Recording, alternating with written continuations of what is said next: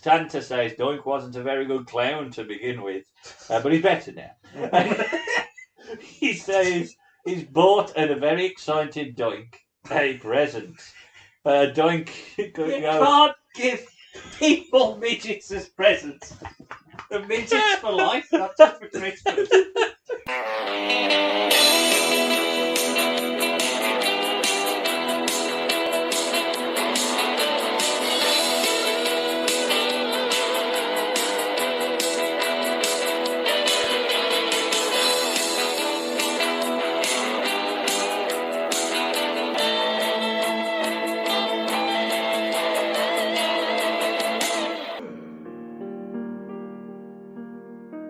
Send in the clowns. Those daffy, laffy clowns. Send in those soulful and doleful schmaltz by the bowlful clowns.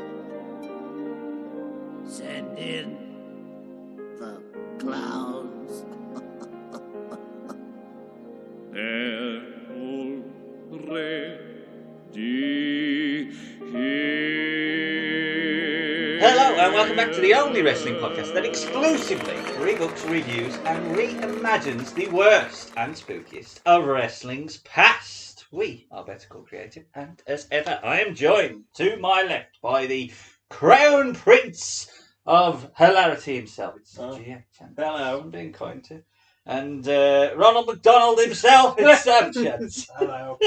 And I am your host, Ben Chance. And as we are halfway through our Halloween month here on the podcast, we are checking out the creepiest of wrestling gimmicks, the wrestling clown. Have you enjoyed checking out a menagerie of clowns? Yeah. I wonder what Some a of them. collective of clowns is called. A car. A car of clowns. A circus. Circus. Annoyance. Yeah, there's definitely one or two then. There's one or two. Yeah, there's one or They're two. not a clown. No way. Yeah, well, you do get doink. That's true. Indeed. One proper doink. Yes. Although, I don't think... Oh, is it Ray Apollo? Or Ray Philip? Apollo. Yes. Ray Apollo. He was okay, but he's... Yeah, anyway.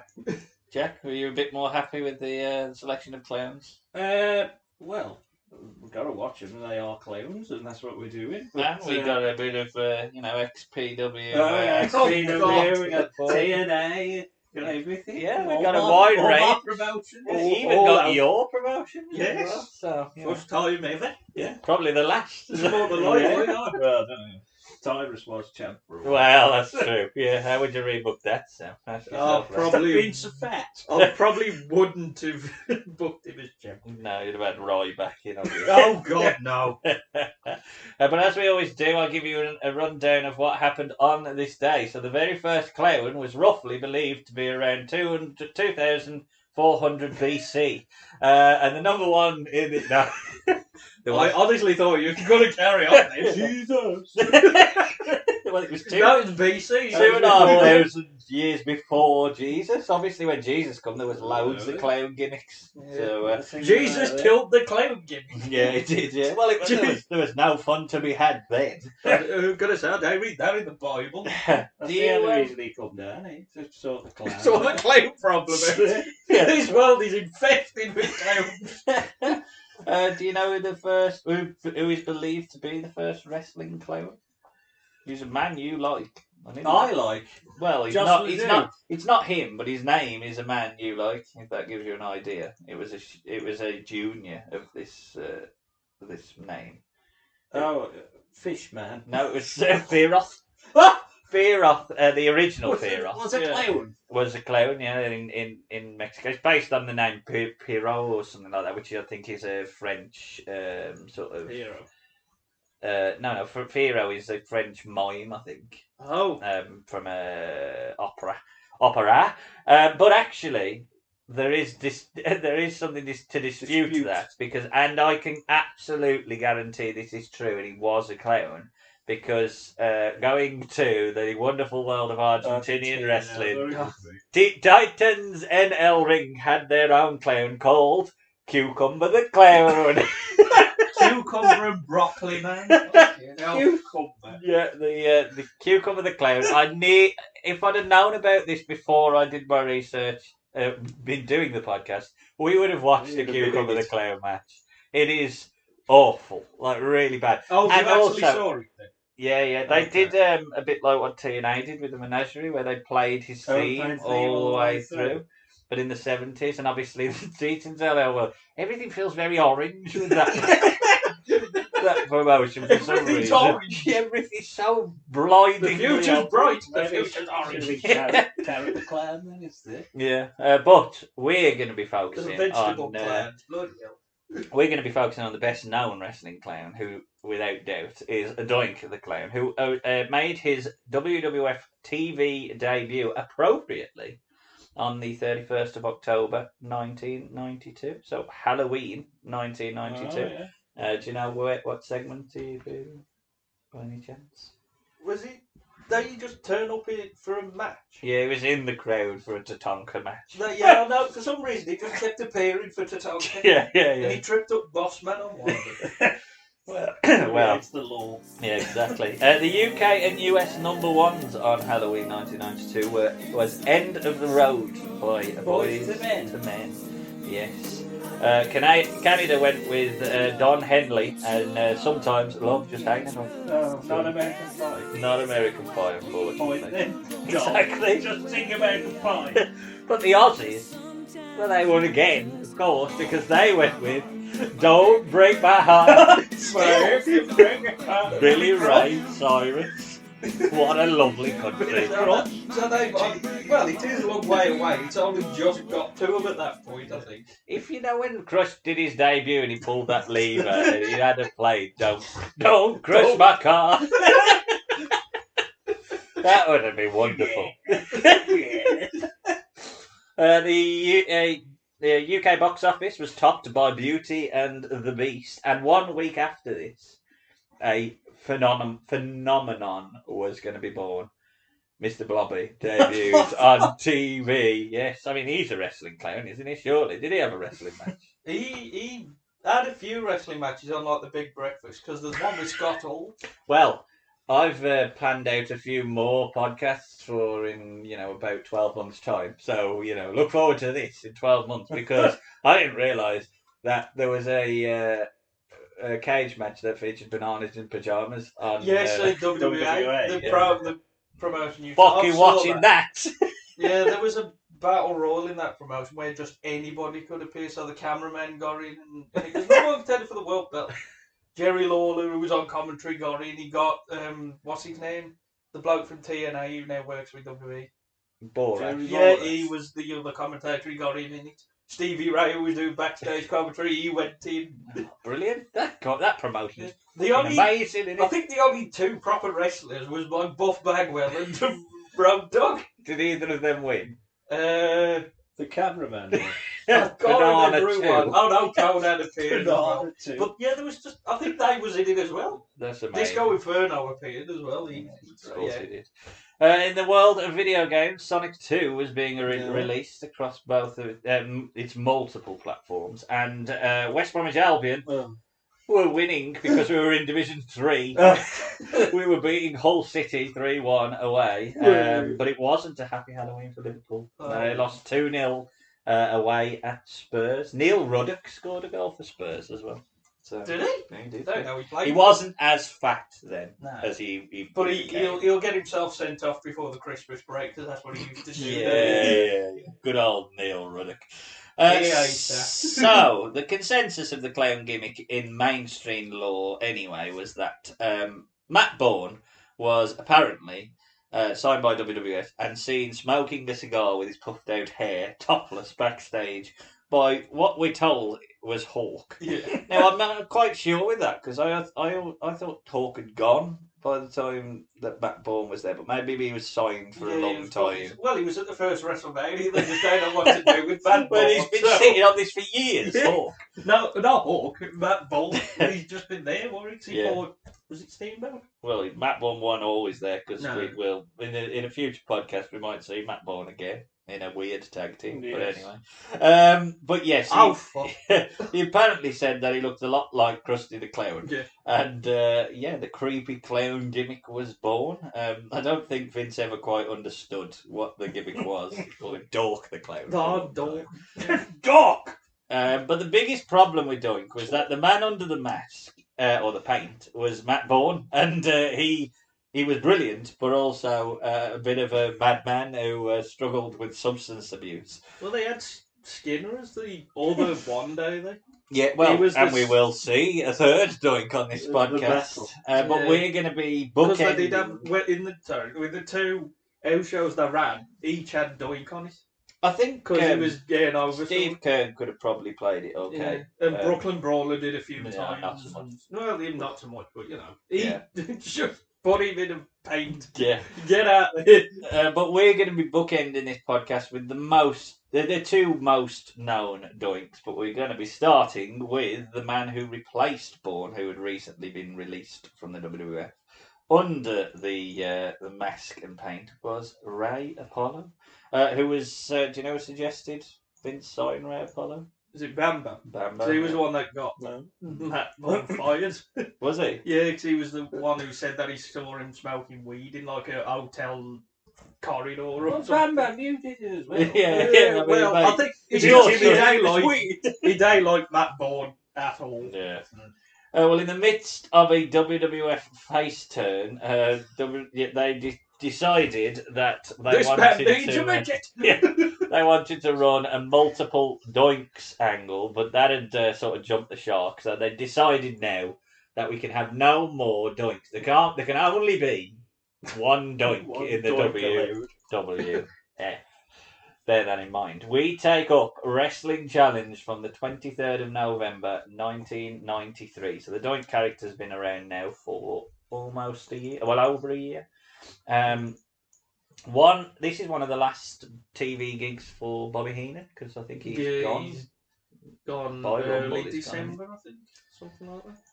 Unfortunately, he's not one of the last for Raymond Rougeau. The man, give that man a microphone. He can barely speak English.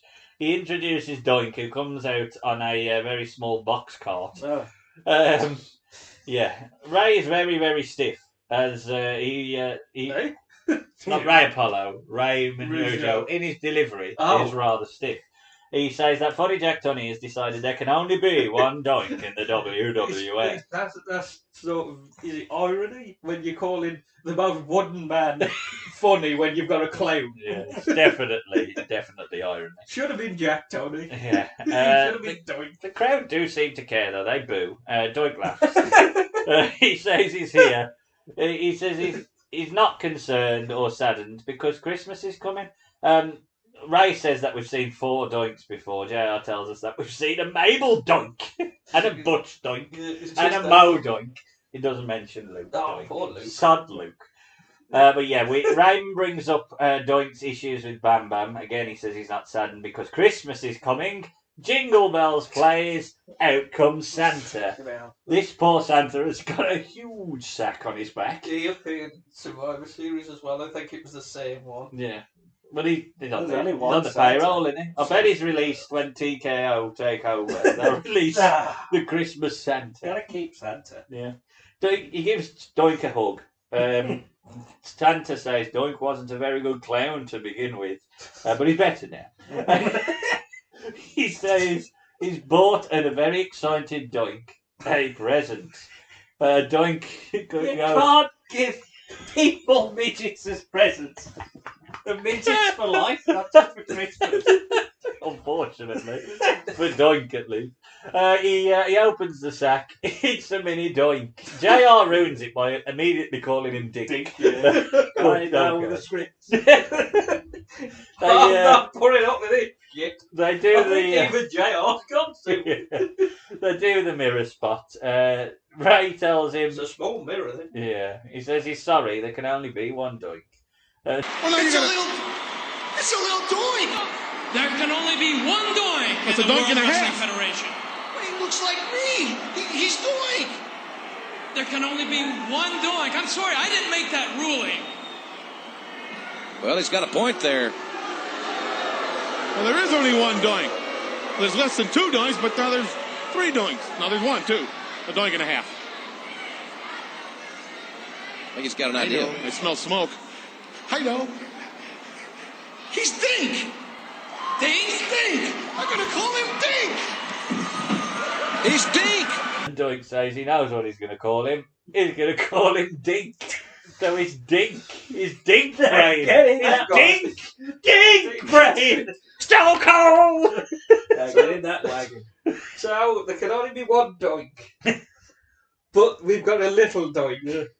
Well, all you got to do... All you got to do is just say, well, there's 5 of us, but he's name ain't doink. He's called Brad. His name's Dave. Dork. I mean, there's another 2 the following year. Oh, God. I mean, yeah. Jack told you don't follow your own rules.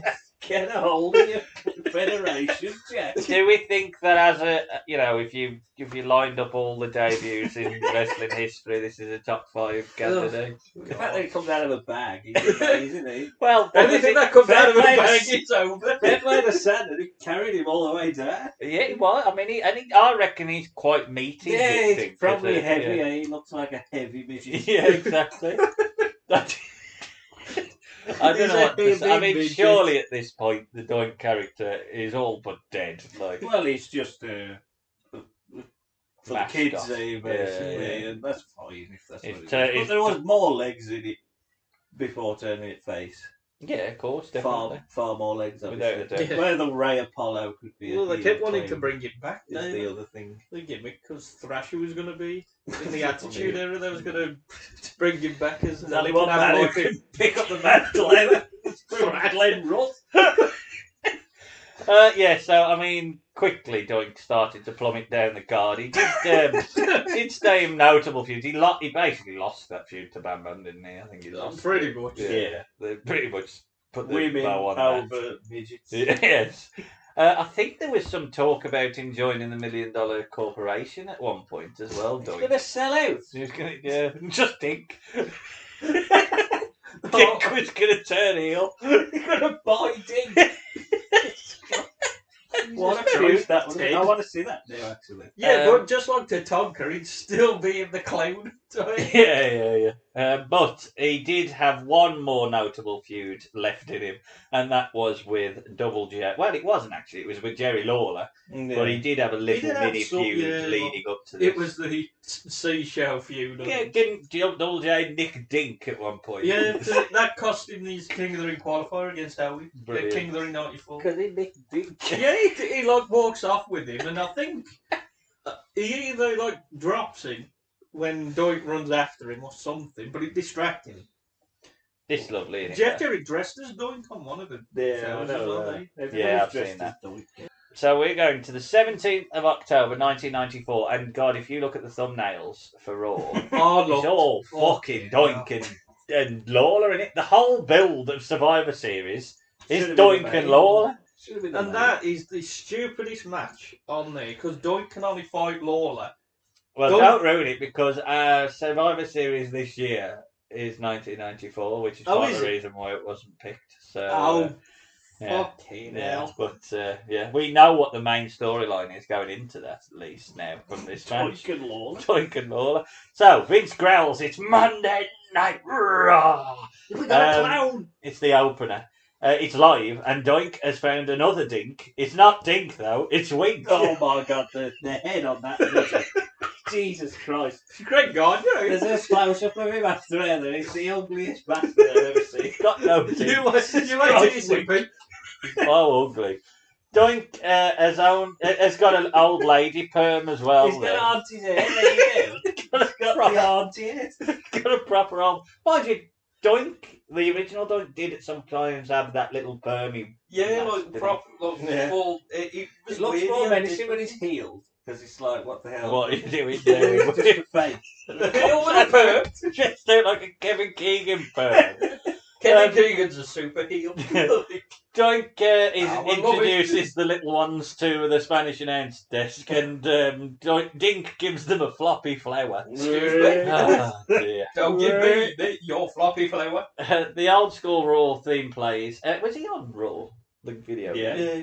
That's brilliant. And he was on the WrestleMania arcade. Yeah. Was he as a face on both of those? Yeah, because he's got his face thing.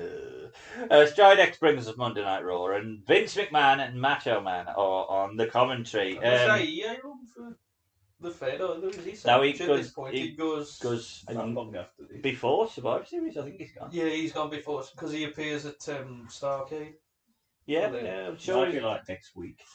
Possibly. Who does the Survivor Series commentary? Is it It's Corey Gorilla Lawler? and Vince. Oh God, that's gonna be awful. That show. I've watched it a few times before, and he's fucking terrible. Jeff is out in yellow You and got purple. Chuck Norris. Well, that's the MVP sorted. He's got his flashing glasses. He has a mic. He basically just says his normal catchphrases. That's all Jeff Jarrett is for at least. He is The the first archetypal mid-card heel, ain't Yeah. he, really? Doink chases him to start us off. Jeff trips him and works the leg. He misses a sit out and is hip tossed. Savage screams about Doink's new haircut as Dig chews Jeff's arse. It's weird wrestling, isn't it? Dig talks to camera, which is weird because as soon as he talks, the mystique's gone with I Dig. don't like that either. Yeah, let's go, Doink. Doink. Doink's mask has moved. He which should have makes had a him, really deep voice. Yeah. Well, I'm sure at Rumble '94 when he gives he does his oh boy I'm excited and then Doink Dink talks. No, I don't think he actually said anything. They just have a little cackle. Oh right. I do like when Doink's mask moves and it makes him look a little bit sillier. But Jeff looks silly when he misses his elbow. And this is where I've put Wink is fucking ugly. It's bad I've ever seen. That close up his face. Oh. Jesus Christ. He's got no teeth. So fucking ugly. No, another painted him up. Abdominal I stretch. think they should have painted the ones with Lawless, to be honest. Look at the Oh, states God, of they're them. ugly, you know. Abdominal The stretch. ugliest one I appeared yet. God. Abdominal stretch, heel work from Jeff. Dink complains that he's pulling the ropes. Gets fed up and bites the hand, which releases the hold. Doink hits a spinning elbow and a diving forearm. Queasy and an unknown little king walk to ringside and they attack Doink. Jeff scares off the mini clowns as we go to break. Comes back on top and working over Doink. He hits a really nice drop kick and then grounds him. Doink rallies, but he's caught with an enziguri. Now, Yes. you know what he says. Yes, I do. Vince drops his usual reference of the week, but this one is about Conway Twitty. Conway Twitty, I mentioned. Ladies and gentlemen, They it's should have Conway done Twitty. the Family Guy. If we could have Raw, just go and have Conway. I think it would have been a better match if they had just cut to Conway Twitty. Ladies and gentlemen, there's a Conway Twitty. Everything's happened in this match. But what the fuck? There's too much Ugly going on. midgets beating up Doink, and it's not a DQ. Conway Twitty's that now. What the fuck's going on? Doink hits an underhook suplex and we have a double down. Jeff's up first, but he misses his Bret Rope fist drop. Doink rolls through and catches Jeff with a right hand and a power slam. Jeff is whipped into the Mini Kings and he fucking It's a bump to hell sleazy. knocks the shit out of him. We got a bump in Quiet. The clowns chase the Kings as Doink gets a near fall. The ref's completely out of position as Doink gets a 2 on a drop kick. He goes high, hits a whoopee cushion to give us the visual 3, but Lawler is out. He hits a fist drop to the back of Doink, puts Jeff on top. Jeff wins the match. Vince is furious at Lawler, and he screams. What is the meaning of this? What is the meaning of this? Let me just tell you this, McMahon. I guess you realize there's not going to be a King's Court tonight because I wanted to have a special introduction. Who's that? Who's that? He points. Pointing at the midget. One of the Who is that? And Lawler introduces him as Sleazy. Oh God, Raw. What? Vince's MVP.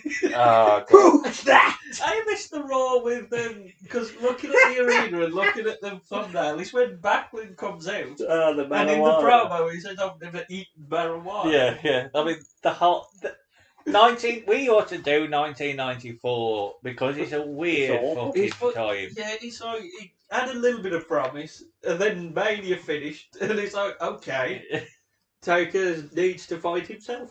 Yeah, just a strange It's time. fucking terrible. Thoughts on this bizarre opener to the podcast, Jack?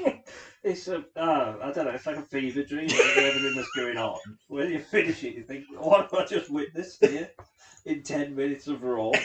I mean, the actual match in terms of what they do with each other is fine because they both can work. Yeah, yeah. And all the ugly midgets and midget bumps. Who's that? And so much colour and it's like, Can't wait for it. it just hurts your brain. Yeah. There's so much going on. Oh, But in terms of the actual scientific wrestling of the match, it's quite good, to be fair to Yeah, them I mean, both. Jeff can work, and I think Ray Apollo, for all his the problem with Ray Apollo is he's following He's not Matt Bourne, Bourne, yeah. and he's not a terrible worker. He's definitely better than some of the people on that roster. oh God. So I didn't particularly dislike it. I don't know what happened, but it just I felt like I needed a shower after it. But for what it was. I think it achieved what it wanted to Yeah. achieve. It sort of so much. it introduced a new character, Sleazy, It's awful sleazy. and sort of advanced the main storyline going into Survivor Series. So yeah, okay. So, No, this was fucking hell. Hyperactive, that's all I can think with this. It's the wrestling equivalent of a hyperactive child Yeah. on sugar running around. yeah, I mean, if you can imagine, it is written by a crazy By- child. by a crazy, then hyperactive another little, old child. then another little clown comes out, and then another little king gets knocked off the apron. And And, then Yeah. Conway Twitty. so yes, I missed the Conway Twitty bit. no, well, yeah, that's the problem with it. It happens when we end the podcast as well. Some of the references on Raw, they just make no sense. Oh, Hillary Clinton's in the news today because she said this or so. They've got no reference. Under the ring. What the fuck is What? going on? It's just like, where have you? What relevance has that got to a fucking hold on one tire match? For God's sake, what are you talking about? Don't talk to me about Hillary Clinton when I am looking at Tail Hopper. Exactly. Yeah. Explain Tail Hopper to me. Speaking of plumbers, Metallica have got a new album out this week. What? Anyway, the Doink character was pretty much in its last legs after losing to Lawler in the feud as well. The Doink character was then put as a sort of enhancement talent. I reckon by late '95 he's gone. As Yeah, a because sort I of, know Triple H has a match with him on. Triple H cuts a promo on him when he's about to Yeah. debut. He No. mentions Doink and the Bushwhackers. Jesus. well, that's the way to start, isn't it? Yeah, but he is still around, I think, until roughly about SummerSlam. Yeah. And then he's gone. It did sort of take the image of the wrestling clown that did start off quite brightly. So basically, that was the last sort of wrestling clown that you had, other than Town Hall clowns. Obviously, they all. Well, it's because Terrible Doink got clowns. so over, every indie fed had a Doink day. But the clown did rule in other media. We had it in cinema, obviously, with Pennywise and TV, and also fast food. The Ronald McDonald, obviously, the king of the clowns. But also, the world of music was taken over by the rapscallions of ICP. I wonder where he was going then. Yeah. With the rising, is it rap and rock? You'd say that their sort of bag is, Jack? Yeah, Your music. Rap, rock. Yeah. Rap. And, I think it's more. It's a bit like Limp Bizkit, eh? That's It's more kind of- rap than rock. but Yeah, there's a bit of hip rock hop. in there. And they had a tendency to have wild concerts. Yes. Very, Well, very wild. Very wild. So Concerts. Vince and the WWF thought, well, that'll do nicely. We'll put them in the Attitude Era next to the man with no cock.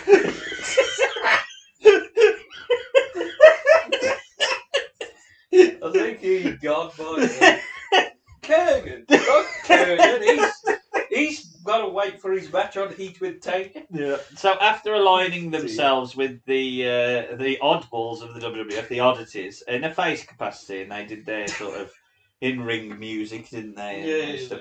They were given a little bit of in-ring time because they were quite passionate about wrestling. Their first match was a tag team match against the Headbangers. Well, it was. I don't think it was an actual match. But they got it. Their first physicality was with the Headbangers, and the Headbangers beat the living piss out of them. Yeah, I think because I don't think they was very well liked backstage. But they were given the chance to have a proper match on Raw. It's an 8-man tag as the ICP team with Kurgan and Golga to go against the 4 members of Kaientai. Why are Kaientai feuding with the Oddities? We don't fucking know. What a time. Maybe the man with no cough joined the Oddity. That's his oddity. Everybody come see the greatest show. Hey, I want to see that. Oh dear. So it's the 26th of October. What was the last date? The 17th of October. Oh, okay. So we have gone forward 4 years, and Raw is a different place, should we say? There's still fucking clowns though. We've lost the Oddities theme on the network, which is sad. I watched assume it on YouTube because it's going on. Yeah, I assume the WWE and ICP aren't on the best of terms. No. Maybe now the merge has happened. They might be friends with UFC. Hall of Fame this year, you never know. Well, one of them's in NWA. Yes, which we will get to later. We'll get to later. He appears again. Oh my God, he's back! So they lead out Kurgan Golga, who has a Cartman doll, Luna, and the Giant Silver, who's... we've got to do a podcast just on the Giant Silver. What a head. Such a gorgeous Another man. Great head. Ugly people out of the... Yes, yeah. And I reckon the prettiest is under a mask. Yeah, in the Quake. Oh, what? Sexy Quake. We get the normal sort of Castrol GTX brings you Raw, but I do want to know what was on Stone Cold Metal, the CD that brought us Monday Night Raw. What the hell is that? Golga is Is it just his theme? Well, I think it was metal themes that apparently Stone Cold liked. He's a country man. Crap in it, yeah. Dancer dog. Say no to like and Kiss. I think you like Kiss. Well, of course.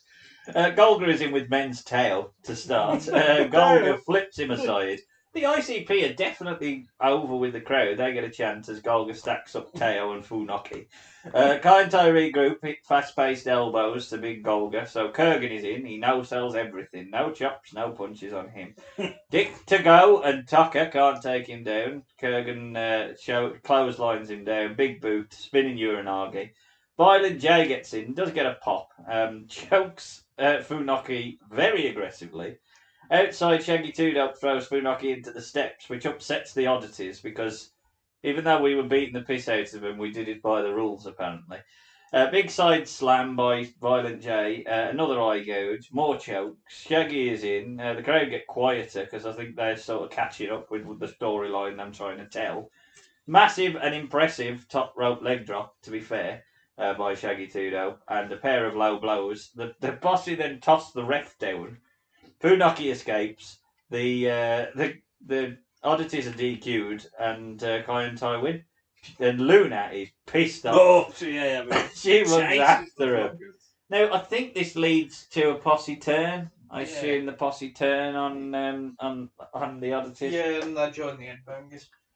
Oh Christ. That don't make sense. They don't go anywhere. Yeah. I'm gone after that. And apparently, the story is with this that the ICP had an agreement with WWF to get some advertising time, and they kept saying, "Yeah, we'll get that." Stone Cold Metal. Advertise their like concerts and things like that. I think that's another thing because they had to keep doing away for a bit to do concerts, and now I think that's why people don't like them either. Yeah, well, eventually they realised WWF are not following through with this, so apparently they left the WWF. There's also talk that WWF felt they were too unprofessional, but apparently they did follow it to the T. That it was Bruce Pritchard who said, "Go out and look like you can't wrestle," They were saying they could wrestle, they could hit the moves, but they wanted to look like, gougers and brawlers and stuff like that. So from that point of view, if they were trying to look like they couldn't wrestle, they did look like they couldn't wrestle, apart from the leg drop, which was quite impressive. I thought, for what it was, Kai and Tai worked very hard. I mean, this is just a repeat of the match at SummerSlam, except with clowns. Well, they were there, weren't they? That was there, yeah. But who was the fourth? Was it 3 on 4? 3 on 4, yeah. It was, yeah. This was just, what's the point? Well, unless you're going to take it to a proper feud, it does feel like a bit of a dead storyline. The clowns, the Golder oddities and Kurgan. Yeah, and that match never happened. They just cost him a match. I don't like this at all. Jeff? Poor Kai and Tai. Oh, they mind it, Kai and Tai did what they could do, and, basically just got a bit of shit beat out of them. I thought Violent J looked alright. I thought Shaggy 2 did the leg drop quite nicely. He did do a leg drop, man. I thought everything was fine. It's just shit that it never actually meant anything in the end, so it was a bit pointless. This should have been WrestleMania 15, third match from the top. You get the money out of the feud. You know what I mean? Right.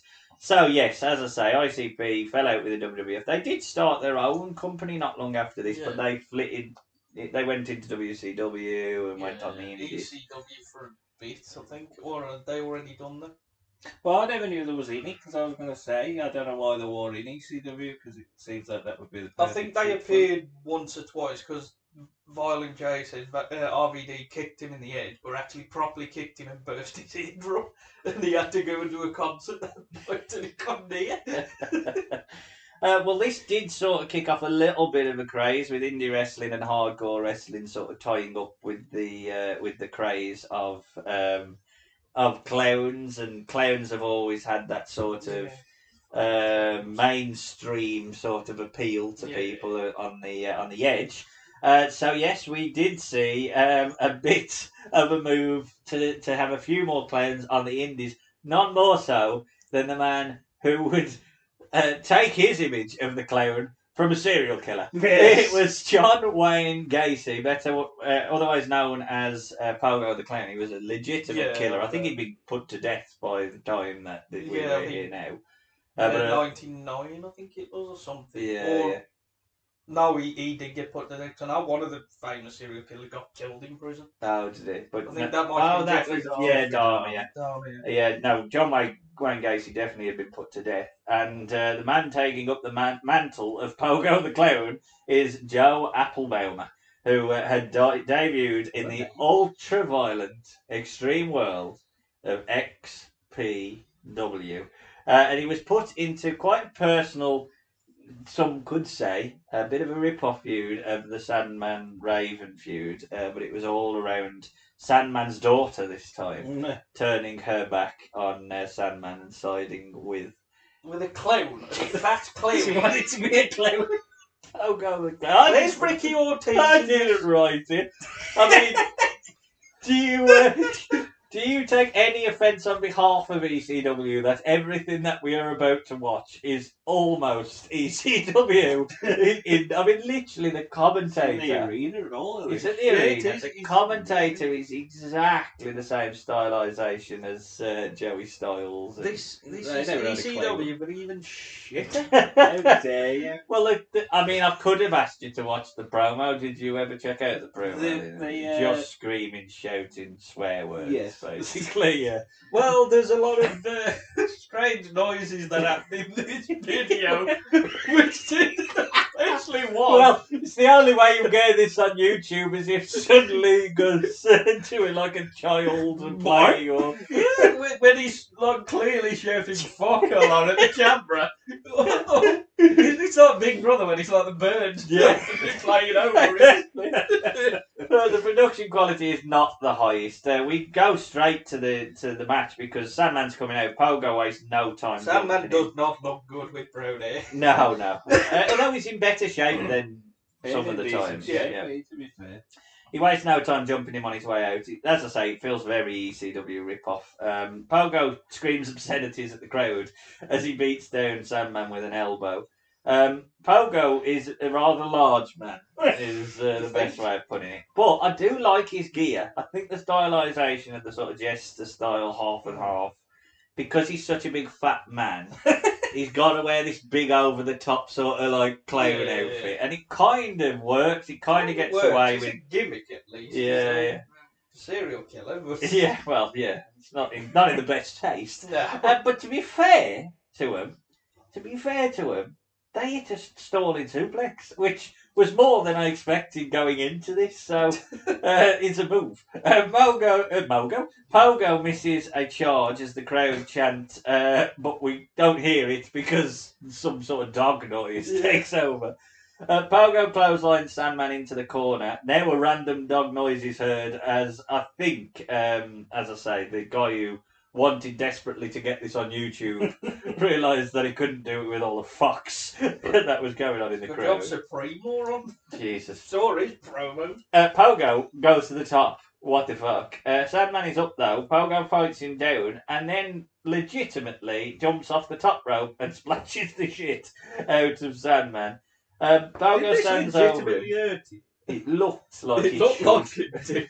Pogo stands over him, pours beer on him, gives him the muscle man pose as the crowd chant again, I assume, some obscenities. Chant woof. Yeah. Pogo stalls. There's some dog noise on it. Pogo stalls for time, then he screams more obscenity, and well, that's it, he's done. I don't quite know what's happened here. He just walks off. The ref's confused, so am I. I thought it was a match. Now it seems like it was just a beatdown. Sandman's wife, Laurie, is out. They do an announcement saying this match has been dubbed a no contest. They actually say it's a no contest. Well, Sandman's wife is out. She revives Sandman Popeye style by pouring the beer into the throat, which is great. It's a great spot. Sandman sits up, and we're left thinking that Pogo is a legitimate. Well, I'm going to say murderer because he legitimately is. Not that one. Yeah, not Apple Bummer. Apple Bummer. Sam, we'll get you out of the way first. It's XPW. Let's not change the habits of a lifetime. Thoughts on this? Well, they shocked me because I was expecting a load of shit to happen. You know, weapons, and throwing everything. So it was kind of a nice surprise, but it was still cat. But I don't know. That's as good as they get it from XPW for you. There's something about Pogo. It's like you're crap. But you want but I quite like it. Yeah, I thought it was different to what XPW usually is. Well, exactly. To be fair, I thought it was a very, very good, solid beatdown and squash. You had no production value. No. The swearing immediately is going to be that was the problem. You can't... It kept changing sound, but obviously that. Well, not just that, but I mean, I understand you can have hardcore, but you don't need to constantly cheapen your product by swearing. The ECW never did all the. Well, they do it from time to time, but it weren't like was it? At the moment Eddie it was like a goes clown in, screaming down the camera. Every other word he's saying. Predominantly, that was done by Bubba Ray. It was done by one person. RVD would say once or twice in the promo. But for me, it just cheapens the product. But I've got to be honest, Pogo really did surprise me. He hit a couple of moves. It was short, it was sweet. It weren't Brett versus Sean or anything, but I think it really did actually establish him as a legitimate monster. And Sandman did his job well because Sandman, took an arse kicking. He legitimately let him squash him. So, and the beer spot was fun at the end as well. So, actually, I'm not too fucking upset about this. Jackson? Well, I obviously like it. I don't like the finish of I'm just now going to go. That'll do. I thought, what is this? That's just a bit daft. But everything they did before was fine. Pogo got over, looked like a killer. Sandman sells very well. Mm-hmm. Probably because he has legitimately been splashed by a fat man. So it will hurt. And the beer spot was okay. So I quite liked it and enjoyed it. And I would be intrigued as to the next match between the two. Yeah, which, you I know, would want who to come knows? back to see. Yeah, your birthday. There's always Yeah, a chance could we might do see the the run out. feud. Yeah. I think there might be a bit more blood and guts in that one. Oh yeah, there'll be a bit more shit. Yeah. After. I expect is Bloody Mania them or is that JCW or the Clowns? JCW. Theirs is Hostile Takeover or something like that. They've got a lot of stuff because it was. Are they still a company? Yeah, they come back there like 3 years ago. But not under Rob Black. No, it is. Oh, but he's a Runga, isn't he? Huh? It is under because he's on it. Is Is it? he? Yeah. Fuck yeah, no. I thought he was a Runga. He's a He's a wrong. But who cares? Well, So is Vince. The Vince is a wrong. He's fucking CEO. So yes, the clown in wrestling then has been sort of moved towards the more sinister, but was very much on the independent scene in the US at least. But in Mexico, on the other hand, they fully embraced the bizarre.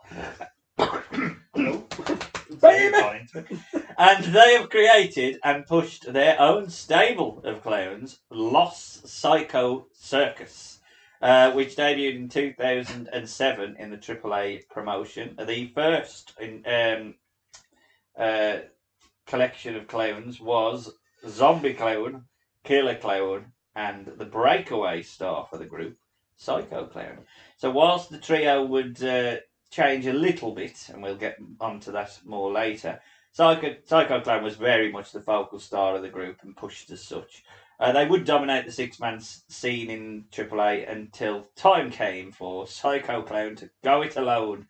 He won his first title, which was the Latin American Championship, which I think is like equal to their World Championship on the show, in 2015. But by Triple Mania 25, he had found himself in a feud with megastar, the experienced Dr. Wagner Jr.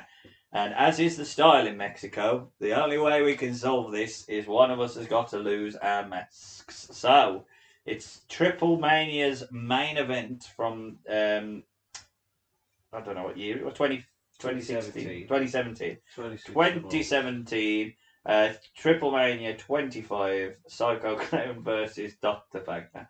I watched I assume you especially might have skipped a little bit because it was an hour-long video. I watched most of this. The package at the start, Dream On with Aerosmith. Yeah. It was only the history, so don't worry. I'm going to say, I think I've skipped that because I thought initially it was going to be the whole show or something, and I was like, what the fuck? Well, that highlight package was really, really well done. Like, it was really good, high quality package with all the history of AAA and fucking everything that's gone on. Everything that's gone wrong. The best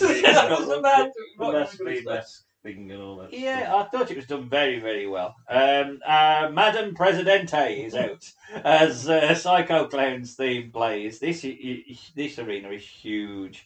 Fire Is this Pyro. the arena Mexico? Because I think that's the big Yeah. Mexico. Fire Pyro and Leo Sayer comes over the tannoy. Well, it's somebody. It's the three. I can't remember the name of the band.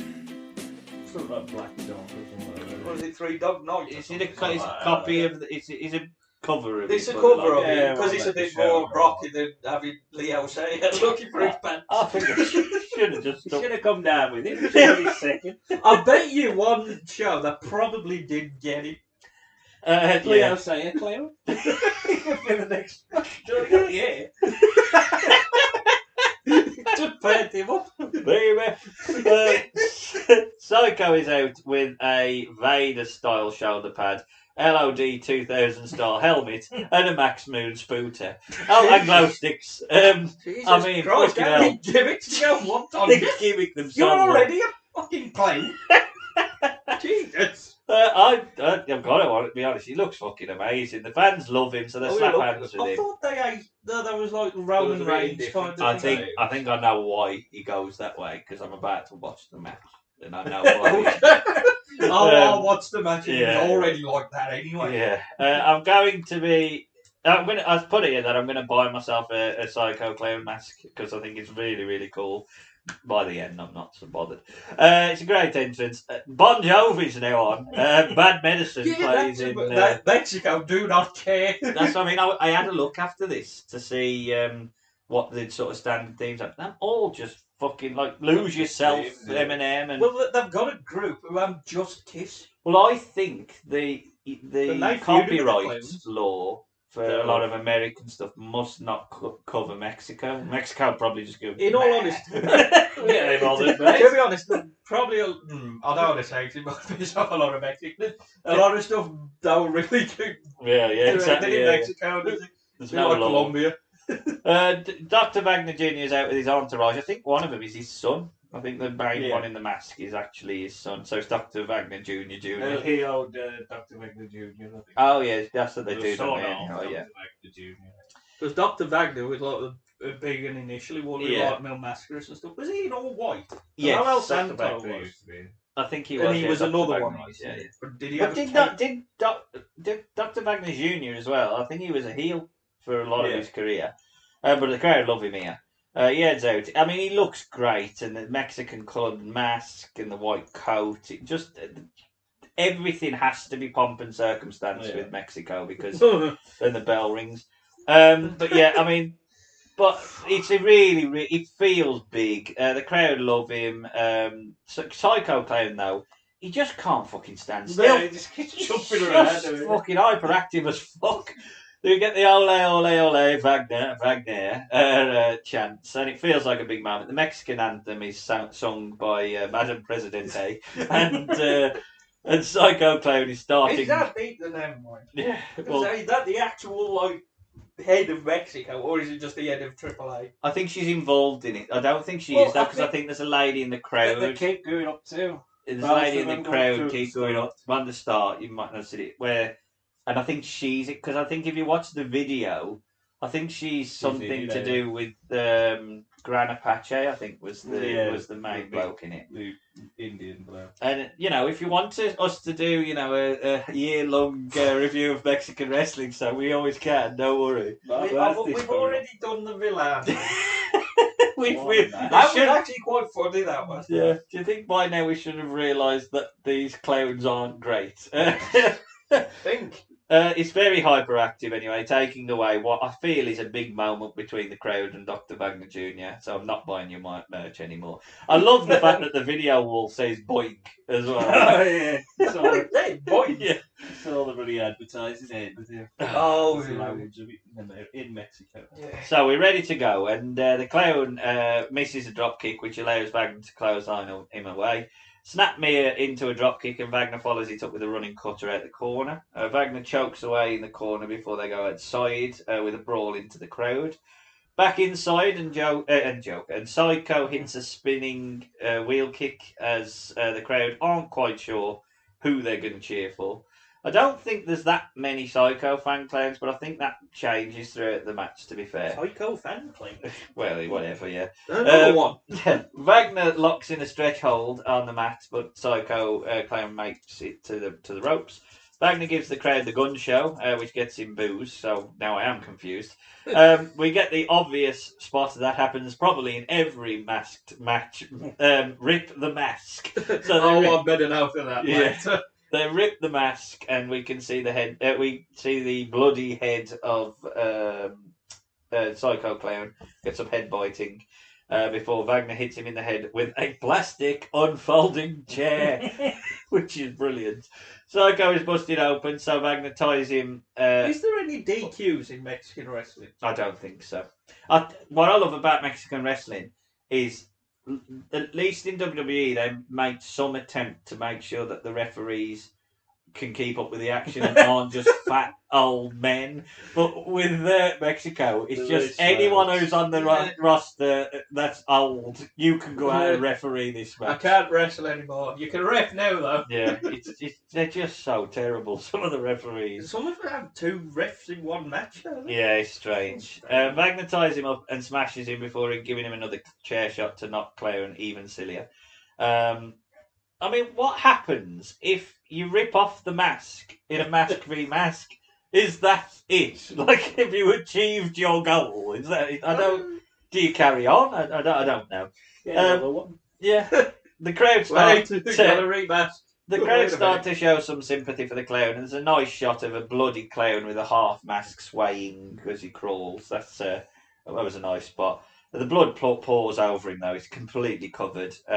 Wagner's cornerman, as I say, his son, gets involved, and we're firmly now booing Dr. Wagner at this part of the match. They head outside. Wagner slowly beating on Psycho Clown, who can barely stagger away. Wagner gives him a suplex at the top of the stairwell, and they just basically then walk back down the stairwell. Psycho gets knocked up and back down on the apron, but manages to make a comeback with some clotheslines, which get him a near fall. The kids in the crowd do love him, though. They're all dressed in the Psycho Clown gear and stuff like that. He gets a near fall on a roll up. The ref, he's consistent. He's not the quickest in terms of the counting.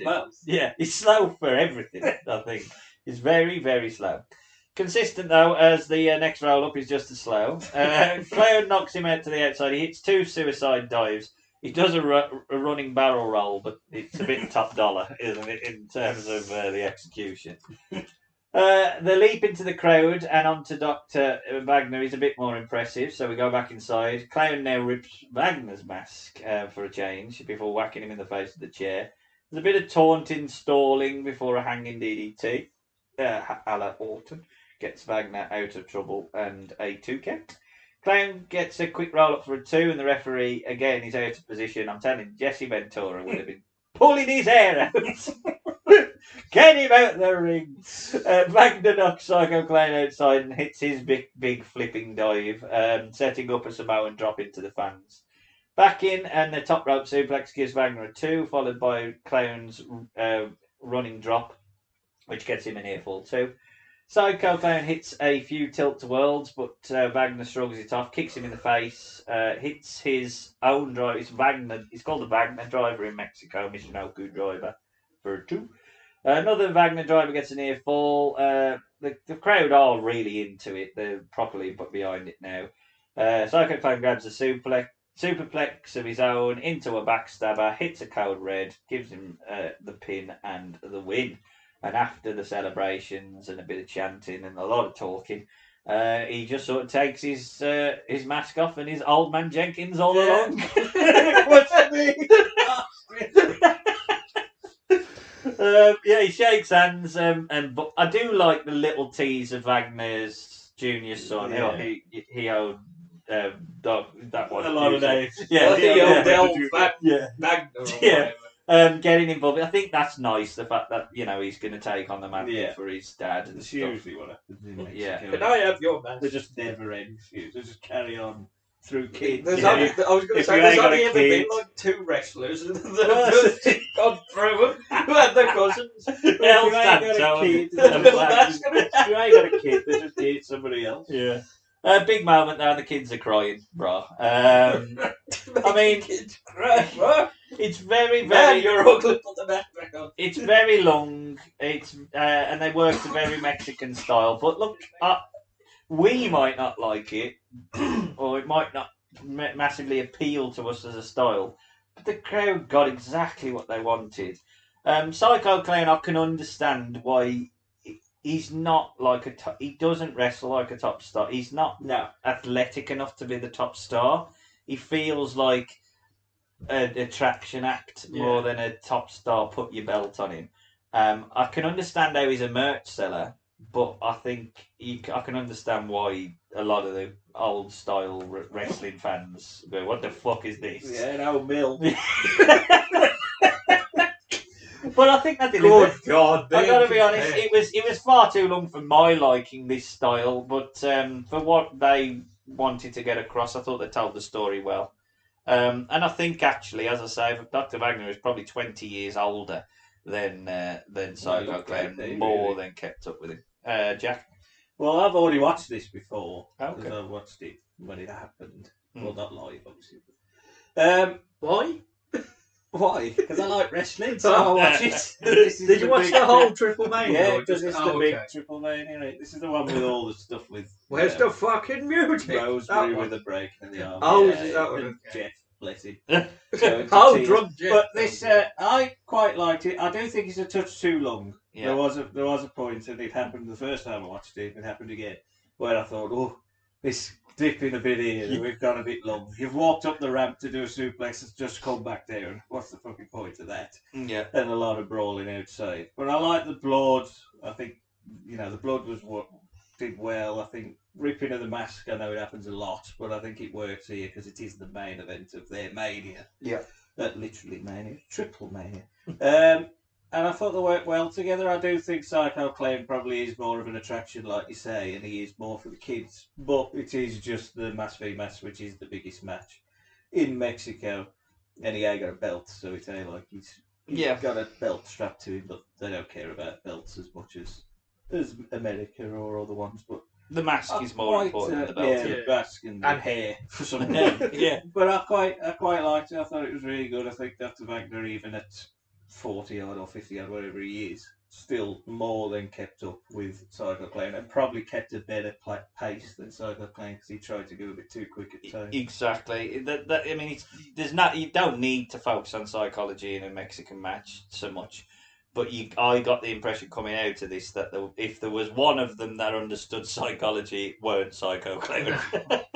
So this was too long. When I saw the video, it was 50 odd minutes. I thought Sam's going to struggle with this. It was too long, and it wore for me. Yeah. Similar to another match with the similar style that I've already mentioned before. Yeah. It ain't my thing. Yeah. And I was just watching it going, I can't follow this. I felt like Dad going, I can't follow this. Watch this. I'm sure the one that you are referencing, which is coming a bit later on, you were not going to say was too long. No. One of my notes is, thank God it's short. But yeah, it's... I hate it, but it was too bloody long. Yeah. I think it's hard to get into unless you're really into it. If you're just watching it like this, these kind of styles are hard to follow. I think the biggest problem with Mexico and the Mexican style is the fact that lucha, by its very nature, is very athletic. It's free, eh? But obviously they have such a respect for the elder statesmen, and they keep them wrestling pretty much as long as they want to. Look at Milano. Then you have a situation when some of the lucha style is being wrestled by people that can barely walk anymore. And these two weren't that level, but they're not like going to be doing even some of the flying dives and stuff are not done crisply because they're old men, and because of that, you need that element of psychology, but you don't have that in Mexican wrestling. No. That's the nature of it. What it's about, isn't it? No, so it's a difficult style. I think I would struggle. I could probably watch a pay-per-view, but I would struggle to watch a lot of lucha back to back. I don't know if I can watch one after one match. Yeah, well, don't worry, there's another one coming up in a minute. But before we get there, Psycho Clown now was very much established as a single star, and he actually sort of turned legitimately into the main baby face. He rose to the top, still padded out the other clowns though, still padded out the AAA roster. And as Zombie Clown and Killer Clown were shedded, they were replaced with Monster Clown and Murder Clown, and they found their six-man partner. They'd run out of names. They went over to Trigger, said, "What are we going to call this clown?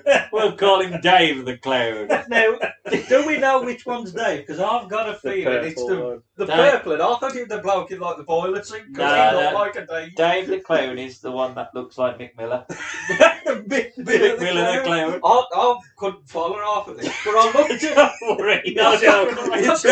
I couldn't follow it, but all I wanted to say was which one's Dave. I didn't understand who was in the match. No, who was the kid? The skeleton back. I know the other two. I know the other two, but so I was half expecting them to look like what I thought they would look like, and then they did. That's the other way around to what you think. I like the fact that Michael Jackson was playing at the beginning, because that's the part of the DNA he's over there. So anyway, before we get there, he actually had like a Michael Jackson impersonator there on one of the Triple Manias. Did he? Yeah, I love the Parker. Is he dead? No, One of them the is. WCW one. They had another one there. Yeah, Which but- makes going, they just have like, we'll have another one there. Yeah, we'll have another one. But then when La Parker was in TNA, you had to be LA Park LA Day Park.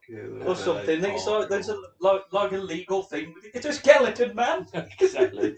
Anyway, before we check out a 6-man tag between the amply named Dave the Clown and the Monster Clown, we're checking out a little clip of the cross promotional ability of the clowns as we get Grado being introduced to Murder Clown. So in the back. I mean, things just couldn't be better right now. Did you see the online reaction to our brand new hit song, Best Friend in the Whole Wide World? Never mind that. Did you see the pictures of me and you at the Beyonce concert through the week? Look at us. We look hot.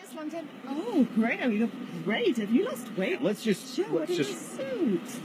No, I think I've missed you a little bit. Oh, no, you missed me.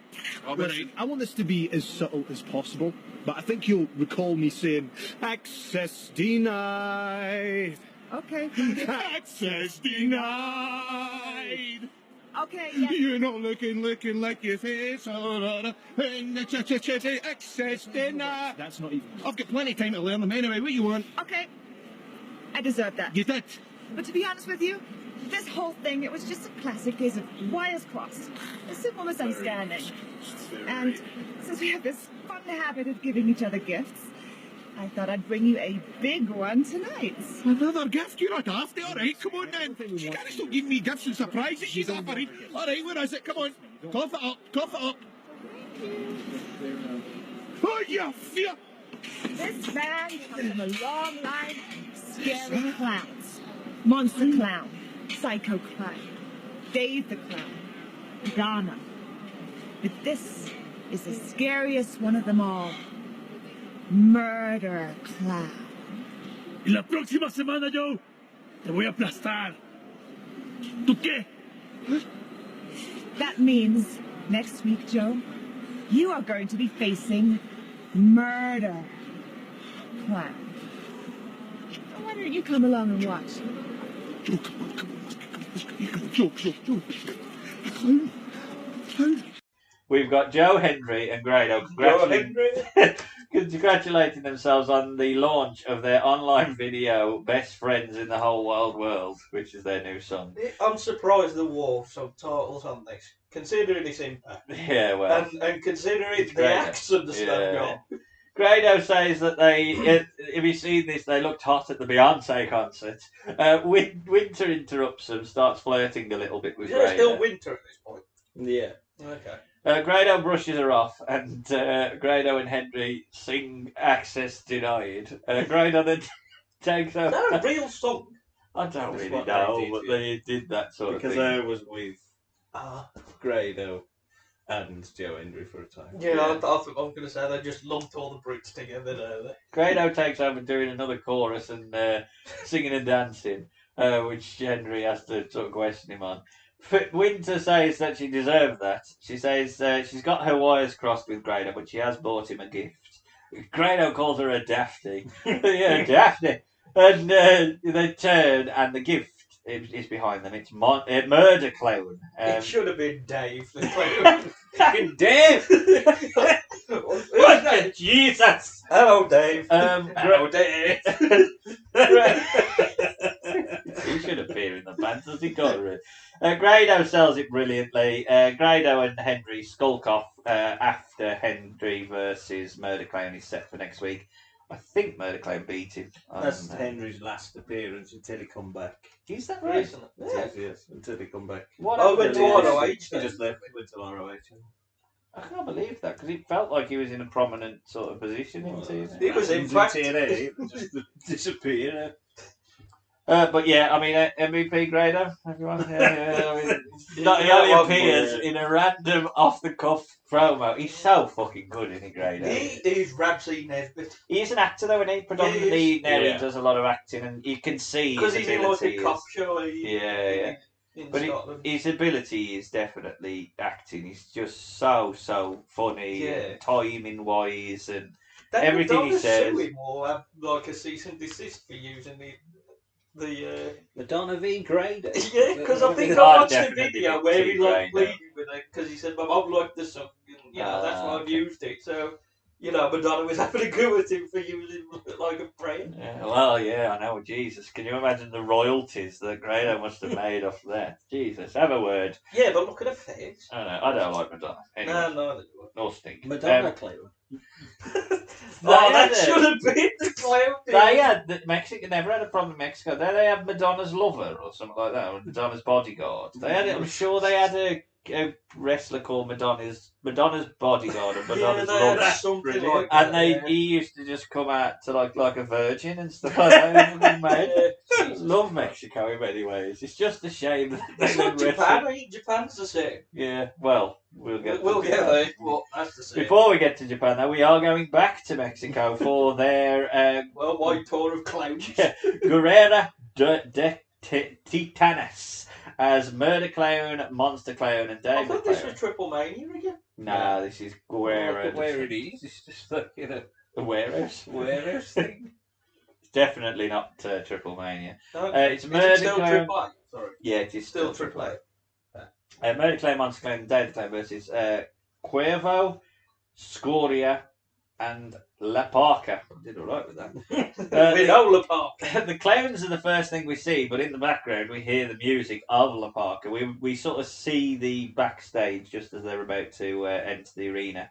Thriller is playing as they meet in the gorilla position in the back, and La Parca with his skeletons. Now at this point I didn't realise those skeletons were his partners, because obviously Cuervo, he's got all paint, doesn't he, and stuff, and usually, and Scoria. So I was expecting these to be like dressed in their paint, but they're obviously paying homage to La Parca as I their thought skeleton. one of the young skeleton blokes, because obviously I was zoning in and out. I thought it was like the other one where it was like maybe La Parca's kid, because I know obviously That's there's what I mean, another that's La what Parca. I So I thought, okay, it might be him, and he's with him and having a go or something. So at this point, at this point, I didn't know what was going on. So it's chaos. Dave drags La Parca. I'm going to call him Dave all the way through. His name's Dave. So Dave. Drags La Parca to ringside. He's reversed into the railings though. Murder Clown splashes the dad's trick or treat duty skeletons through some tables. What? And like I say, if you take your kids out trick or treating, you put on a skeleton top or something. That's what it felt like to me. So at this point, I'm expecting like Cuervo and Scoria to run down and help, but I didn't realise they're the ones through the table. Oh, it's them! Oh, they're in the match! The Parker is sent rolling to ringside. Anyway, so the clowns have brooms and they rip the mask of La Parker because Lucha. He's bleeding as Monster Clown picks the fattest fan in the crowd to move out of his seat. Poor fat bloke.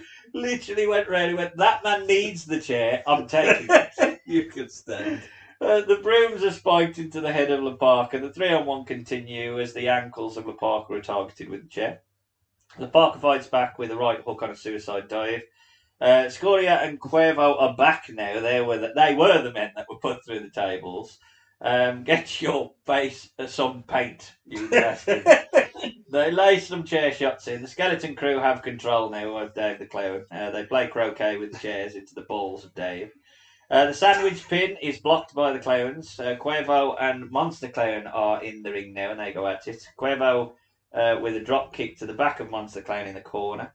Monster hits a not-so-dusting Rose style scoop slam. It's fucking awful. Scorio now with Murder Clown. He's catching his breath outside. There's a very terrible looking botch cutter thing. I love the commentary of no. It's brilliant. Oh, dear. Scoria now with Monster Clown. He hits a pedigree hangman style on the middle rope. Dave and La Parca are in the ring. La Parca stomps his feet in defiance. The clowns recover. Not the clowns. The clowns recover. We get a camera spot of the clowns over a bloody La Parca. His men then watch on before heading in.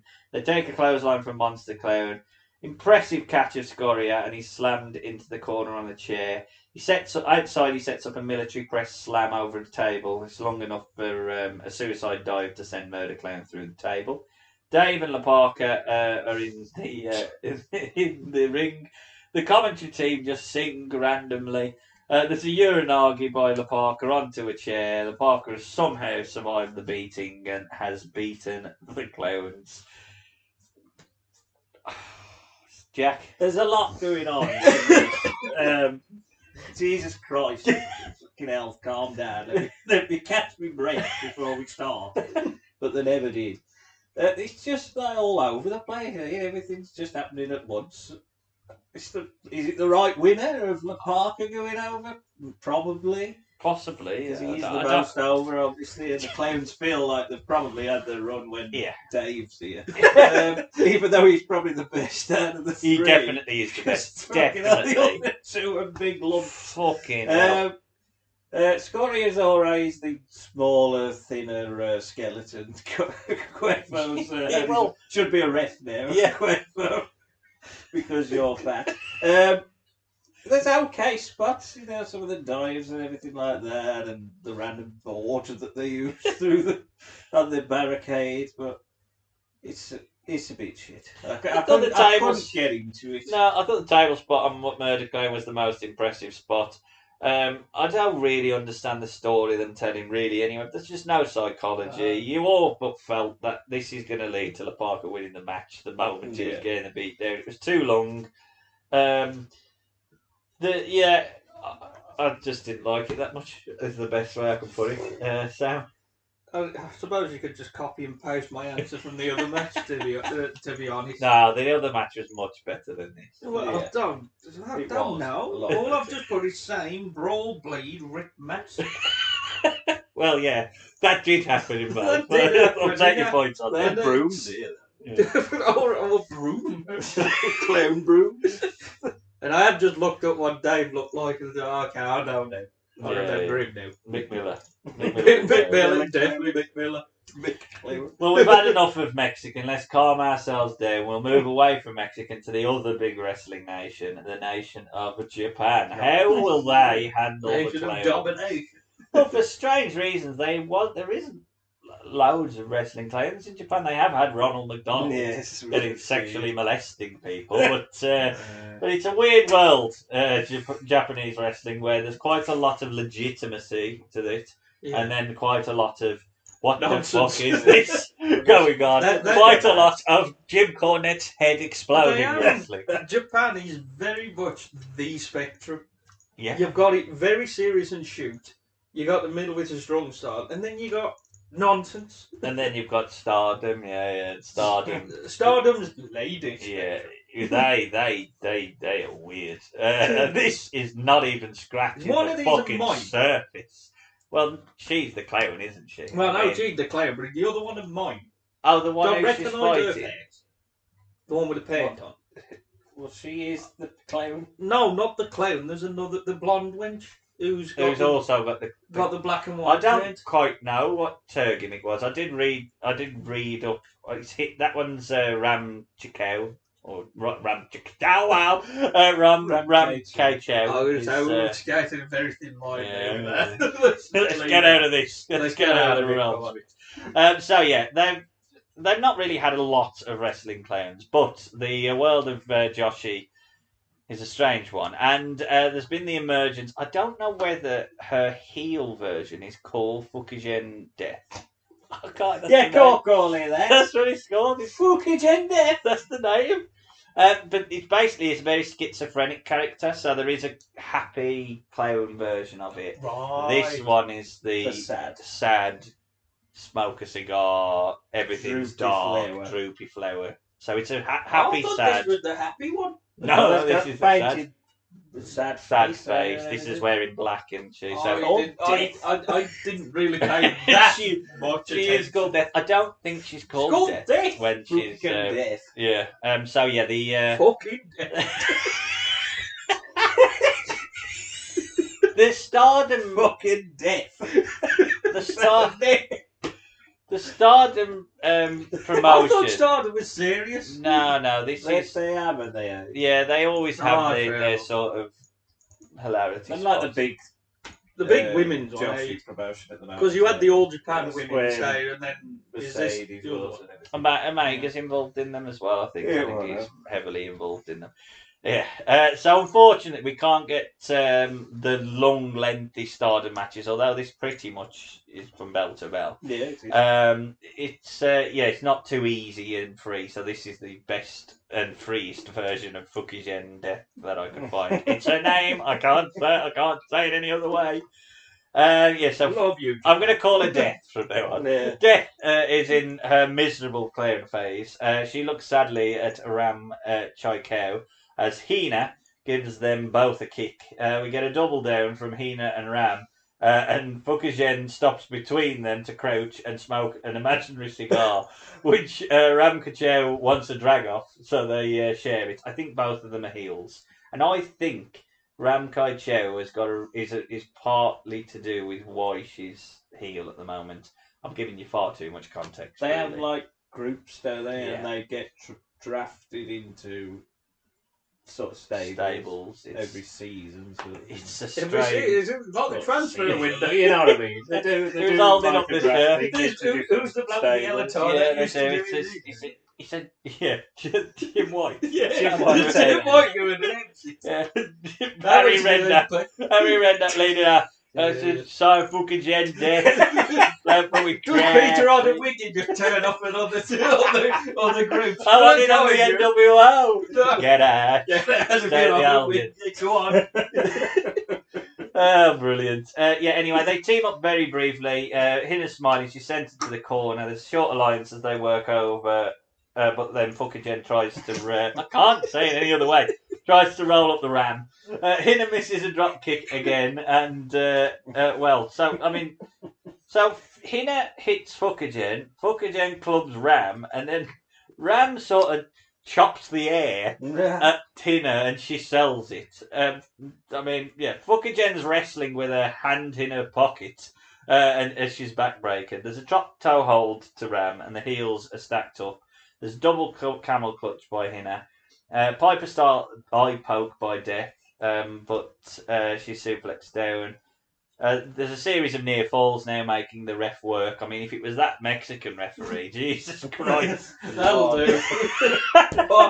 That'll do. Hina hits a hook spine buster. Ram hits a 619. A much better camera now is used very, very briefly because for some reason the camera they choose is far too close. Yeah. They've got it Like for the camera. as well. Yeah. Ram drops the DDT on Hina on the top, which looks really impressive. Fukigen runs Hina into Ram, sending her off the apron. She rolls up, she covers. Whilst she's covering, she holds up the rock and roll symbol. And Fukigen Death has won the triple threat. Well, I might as well get you out of the way. Damn, you've already given us a preview of what's it to needs to come. be short because when you see this, it's just like, oh, this is going to be long. You No, are all the definitely time, the Jim Cornette. of this I wouldn't podcast. say I would. No, You're quite worse that. than him. You're even more than him. I don't hate it. I'm just it's hate for me. They Yeah. say a lot of Japanese women's wrestling ain't for me. Mm. I can appreciate it for what it is, but it ain't for me. Yeah. I'm not going to go out of my way to watch it No, that's unless I have to. fair. Which you did. Exactly. At least you watched it. Yes, well I watched it. done. Bull Nakano, fair enough. I can cope with Bull Nakano, but Yeah, I do like everything else. Nah, not for me. Jack. It's a bit mad. There's a lot going on in 3 minutes. So the chop to the air was the bit where I never I really thought it was recovered like from doing that. that. Well, Well, I think it was like a card thing, or something. but Yeah, I don't never know. recovered I don't know what after it was. that. Like I can get past the gimmick, I have other gimmick, but when you're chopping the air and them selling it, so it's a bit like I don't know. What am I? Is this now not serious then? 'Cause Well, I knew what it I was could get going to be. into that mould, but then it was then serious again, and Yeah. I just couldn't recover. It was out, what they do is fine, and obviously can do moves and sell moves, but the pacing and the style of the triple threat it just felt a bit of a blur to me. It's very strange. I mean, the thing is, because of the training that goes on in Japan, that all three of these are good enough workers and they're solid enough workers. But much the same as Mexico, I would very, very much struggle to watch a card that is full of in-jokes and people selling thin air. And, I can deal with the cigarette spot, maybe. That's a bit of a ha-ha moment. Yeah. But once you start then... I mean, there was a moment where Hina is pushed into the corner and she's legitimately laughing as it happens. Yeah. And I just thought, well, I don't quite understand am I supposed to care about this? So it must be quite hard work, but I can appreciate the athleticism. And I've got to say, in terms of the clown gimmick, I quite like and I'm interested in Fukigen Death. I think the idea of a schizophrenic clown hasn't been played up. Doink sort of played it on his entrance, but he never sort of go.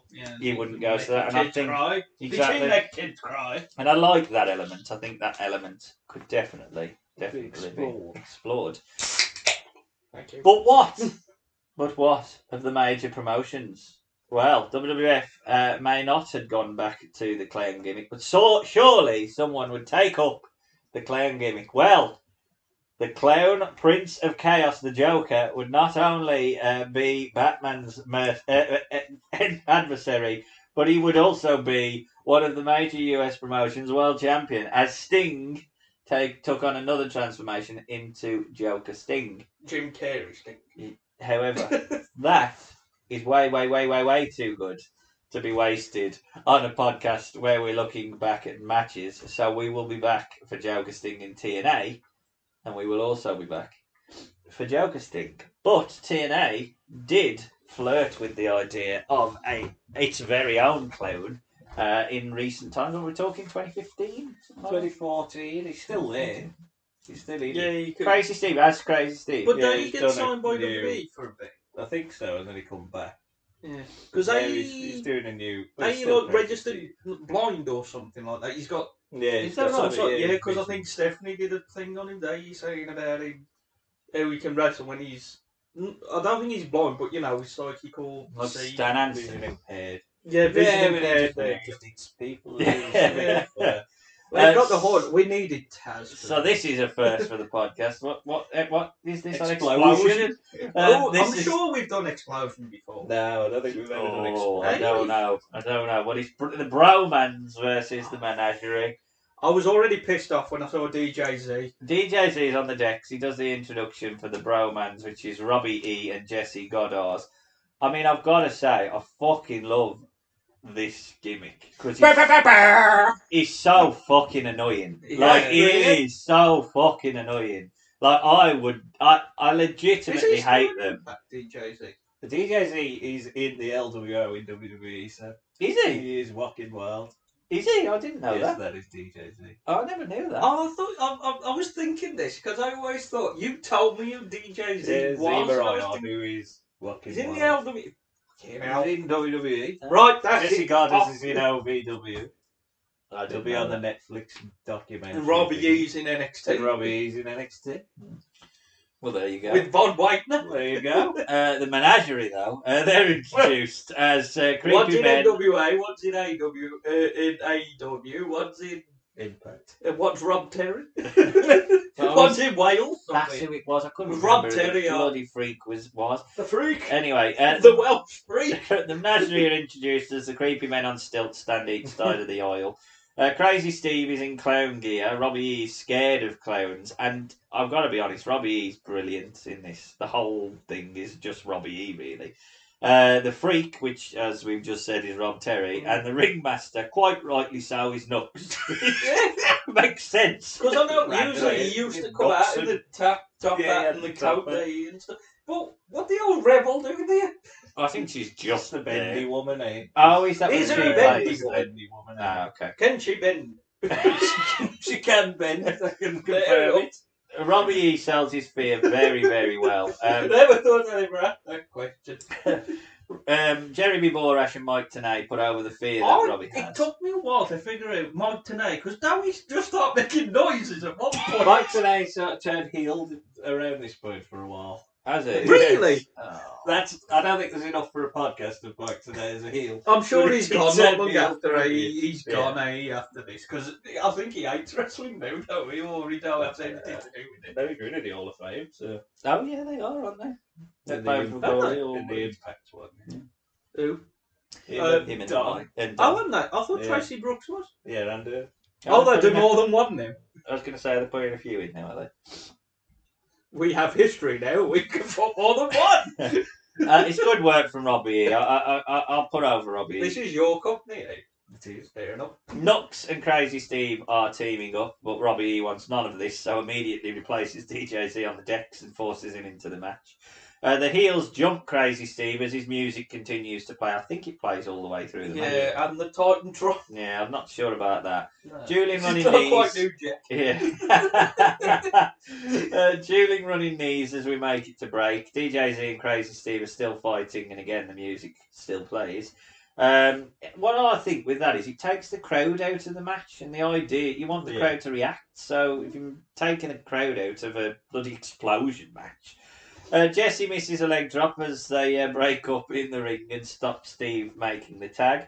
Nook's coat is in the heel corner, which is brilliant. We had to move corners. I don't know why. Crazy Steve does a double jointed sort of neck spot and pokes the eye. Robbie screams and scratches in fear.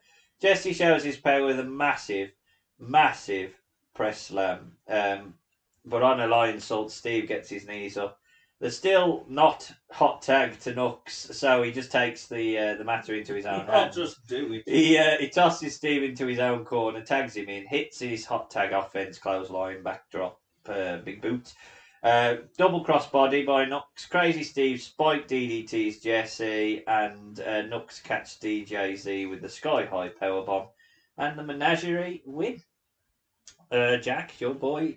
Well, it's not your boy. It's your boy. It's your boy company. My boy company. I can't defend everything I've done. I've done a lot of shit. Thoughts on this? I don't like the theme playing all the way through. I get it. But I don't think. I think it's too loud as well. That's the problem. It really took me out. I don't mind it still to people. I think that adds to it, especially with explosions. Explosionating. But I think it was only me watching it at that point. But I think the match is a bit too long. I think they do the cut off of the tag twice, which is annoying. And I think Knox, he's the one who's the leader and gets the win, and he's probably the least not impressive, but the least interesting in his own group, and he's leading it. Yeah. He's got a good look. He's just not very charismatic to be leading a group. He just looks like an old hobo. Yeah. And I'm like, well, come on, Mike. But DJZ does well. Jesse Guns is all right. Robbie E's obviously the star. It's all about Robbie E being afraid of clowns, and he sells it very well. Right, so. Robbie E's the star without having to take one bump. That's the what credit. a man. I can give him so much credit. I think for the first time in our podcast as well, they've put over the fear element that clowns have, really. No one else has sort of sold that fear element. I never ate at McDonald's. Did Kamala sell the fear of the clown? No, he was scared of coffin. Afraid of the Scared of present? coffin. Or was he? No, I think he was just confused by it. All he got, I think, Doink hit Did he him with think the that present. Dink would be in the box? So I do like that. It was weak. I think the idea of putting over the fear element is sensible. Yeah. I think the menagerie had legs, but I do think ultimately it's always going to be struggling if the ringmaster is not. They last one. Just Mike Knox. But at least he's back on the podcast. He spearheaded the birth of this podcast for the first two with Nux and How long is that? and Sad Wasn't Mike Mike Knox. Knox podcast for a while? He's back with a vengeance. He's in the NWA at the minute. Yeah. Well, he won the Crockett Cup.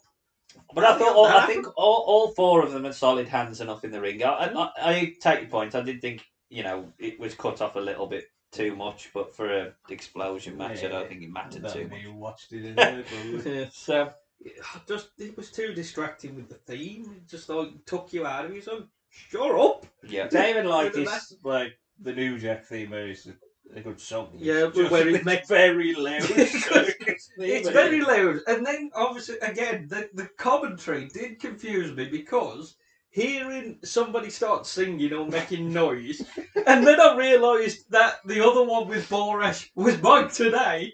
I was thinking, is there a third person on this commentary? So I thought, is it Taz? Is it Don West? I think the problem Mike is Today making noises. the problem is I think is you've either got to go whole hog with this and have it like a really really over the top cookie cutter sort of theme where it's really really like a circus, and then even potentially I don't know you overdub the commentary to have silly voices or something like that where you think this is the match where all the nonsense is going to happen. But then when you have a legitimate wrestling match going on with a fairly annoying, mundane theme, you just think, what's the fucking point in this? Like, just, to me, that really took away from the match. Yeah. And it would always, if that's the gimmick, him always going to struggle. They did this all the time. They teased it with The Fiend, let's fight in a red light. Yeah. They did it with Kane for a while. Red light. They do these sort of things, and 9 times out of 10... Glacier. 9 times out of 10, after a while, you just think, let's just go back to wrestling. Which is what they do, don't they? Did wrestling. So, what about modern wrestling? Well, the clown gimmick is still to be seen to this day, and in one of the oldest wrestling companies in the world, probably the oldest wrestling companies in the world, we have recently seen a rebirth under Billy Corgan. The NWA is back on the scene. And, what Pumpkin's ever done to you, Billy? Whilst they do show a bit of respect for the history of wrestling and the stylisation, they have also embraced the bizarre, as randomly they've picked up Violent J, and he's turned up managing a tag team on their roster. That's one of the focal points, isn't it, with the NWA brand, their tag team. Yeah, they do focus a lot on the women and the tag team. Yeah, and one of their tag teams is called the Brothers of Funstruction. I wonder where they got that name from. Yeah. And we are checking out. This was their anniversary show, wasn't it? 75th. The NWA 75th anniversary. So it was recently. Night one. It was, what, about a couple of months ago? 26th of August. Yeah, so we're talking under a month from when we recorded, which is the Yeah. most modern we have ever done on this absolute podcast. most modern. Yeah, other than doing something And I live. watched the pre-shows for this. They were When free we on all YouTube. Eh? 16th of August. Yeah, yeah. Well, It is. 10 days before. Yeah, we're going really modern now. This is the most modern you will get on this podcast. Yeah. The team facing up against the Brothers of Funstruction is Magnum Muscle, who are comprised of Dak Draper and Mims. Big strong Mims. Big strong Mims. He's good, he is, Mims. I like Mims. They're out first, and their Crockett Cup run is put over before Violent J brings out Ruffle and Yabo. Yabo initially coming on his own. And Is it Ruffle or Ruffo? Ruffo, yeah. Ruffo and Yabo. But I don't like the new theme. No. This is the new theme because they say on commentary that Violent J has made this new theme. And I thought This theme's awful. This theme is shit. It's awful. The old theme was much better. I haven't heard the old theme, but this theme is awful. I'll try and find it. It's the worst theme of any clown we've heard so far. I mean, it ain't no baby, baby. Should have got Leo in. Yeah. You could have managed to. The crowd get the gimmick though. I think even though they're there for serious wrestling, they appreciate it. Ruffo does look like the sleazy clown with his face. When he loses the hat, with the hair. They proper look like the clowns you should run away from. Yeah. The strength of the tag team division is put over by our commentary team, and Dak keeps his sunglasses on as he steps onto the apron. So Ruffo and Mims are starting us off, and Ruffo eats some Cheetos, or circus peanuts, we're told. Mims, yeah, because they do a spot with popcorn as well. Yeah. Mims takes some, but heals it up, scrunching them and brushing them away. He mugs off Ruffo, takes him down, and does the gun show. He tries to Irish whip Ruffo, but his arm extends comedically, and Yabo is in to drop kick down Mims. Mims recovers from a clown shoe to the face, and powers Yabo into proper the clown corner. shoes as well. Yeah. Yabo kicks the ankles of Dak and walks on his back with his massive feet. There's a double team corkscrew, which gets a 2. Draper recovers with a springboard back elbow, and both clowns have lost their wigs now. Yabo offers his long sleeve to tag Ruffo in his corner, which the commentary team questioned whether it would be legal or not. Mims gets a 2 on a walking spine buster. Ruffo eats some of the peanuts on the mat. Tags in Yabo. Hits hot tag drop kicks and hip tosses. Draper is hit with a jawbreaker arm drag combo, and Yabo has this spot. I think missed the mark. I understand what they were going for. So Yabo starts blowing up a balloon, and I think the comedy is that every time he gets punched, it keeps blowing. But then when it's released, you just think. I think it's supposed to pop. Yeah, maybe. Just, I don't think it's quite worth. The balloon thing was quite. Just flies off. Because now somebody just shout, "Pop it!" I don't know if it's the Danny Deals on the commentary or somebody just goes, "Pop it" when he's not blowing the balloon. Yeah. Draper grabs Violent J but walks into a running kick to the face. The clowns hit the whoop whoop driver, and the brothers of Funstruction beat Magnum Muscle, which we're told was would elevate them through the tag division. Yeah. Sam, this is your boy promotion. Yeah. Let me know your thoughts. I enjoyed the match. Obviously, I'm used to watching this every week, so and I'm quite obviously seeing Yabo and Ruffo initially. I mean, Violent J ruined the theme. Thanks, Violent J. I ain't got a problem. I ain't got a problem. But it's just like the theme was so much better.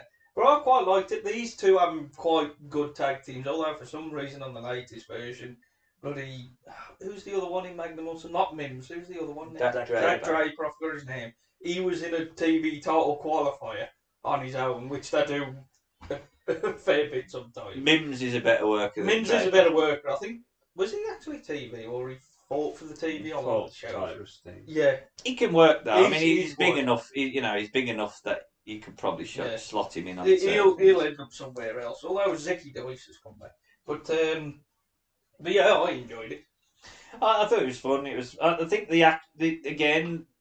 What we've discovered in this is that this is another take on the clown in the fact that they're embracing the clown elements of the clown, which we haven't really seen. The shoes, the balloon, the arm.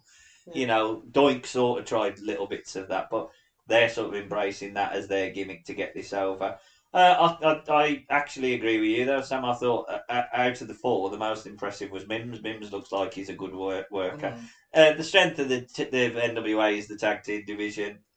They've got 2 sets of tag belts, for God's sake. Well, having the Brothers of Funstruction on there is important because it'll just break up what can be quite a wrestling heavy. Yeah, I was going to say you do have a lot of not really gimmicks on there, so the gimmick, if you know. And I could honestly see that if WWE were looking, there's enough legs in getting a couple of years worth of storyline out of the Brothers. Oh, don't worry, AEW will pick them up and they'll have a match on Dynamite and then you won't see them. Yeah, but they'll be under contract. They'll be under contract. They'll probably be fighting John Morrison on Dark that don't exist anymore.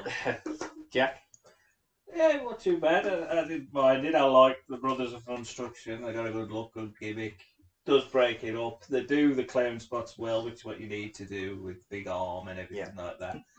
I think it did fall flat once the balloon farted off, and it felt like that was a spot that was going to lead to the finish, but it didn't work. Yeah. And then we just quickly went, Violent J, get up on the apron and do some shit. It was symbolism, worried the balloon farted off. Yeah, so it did sort of die a death, I thought, at the end. Yeah, they am the right winners. Yeah, over Magnum Muscle. I don't mind Magnum Muscle, but it was an okay match that fell off at the end, I think. If that had been a spot where it burst in his face, that led to the finish, that would have been fine. I'll take your point on that. I think that's right.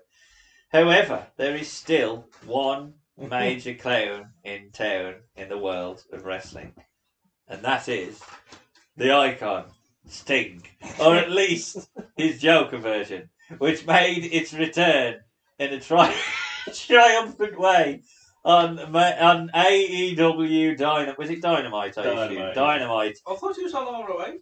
No, it's on Dynamite. No. 16th of August. To build to the biggest show in wrestling history, obviously, All In. But before we get to the biggest show in wrestling history ever, I said so. No.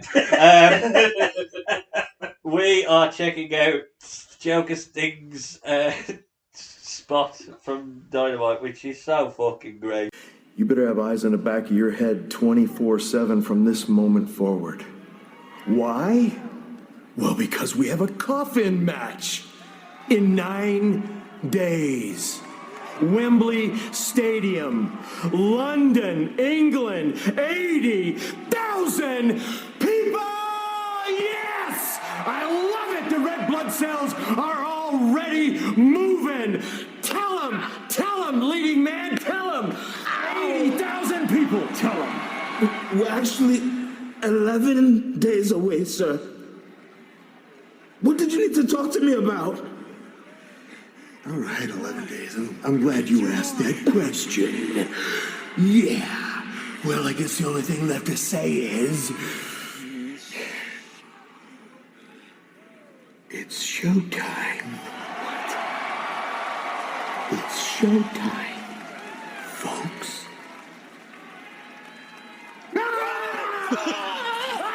Well, now we know why Nana wasn't at ringside with the Muggle Embassy. No. Hey. Goodbye. So, Joker Sting appears on the Titantron. I think, is it either after a match or a spot that includes Nick Wayne and Darby Allin? After a match. I thought you said Alan Shearer. Is it AR Fox? AR Fox. Yeah. AR Fox and Swerve. AR Fox is the one, you know, when we watched the Kill Shot match where they basically fought each other. Yeah. He's a very good wrestler as well. Yeah. They're at ringside. Sting appears on the Titantron. He says he's directing movies now. He warns Swerve ahead of All In. And then we pan out and we see Prince Nana cowering next to him on the sofa. Sting slaps his legs. He pulls him into shot, so we're 10 days away from Wembley. Nana says, actually, it's 11 days. Sting starts pulling very weird faces. Very weird.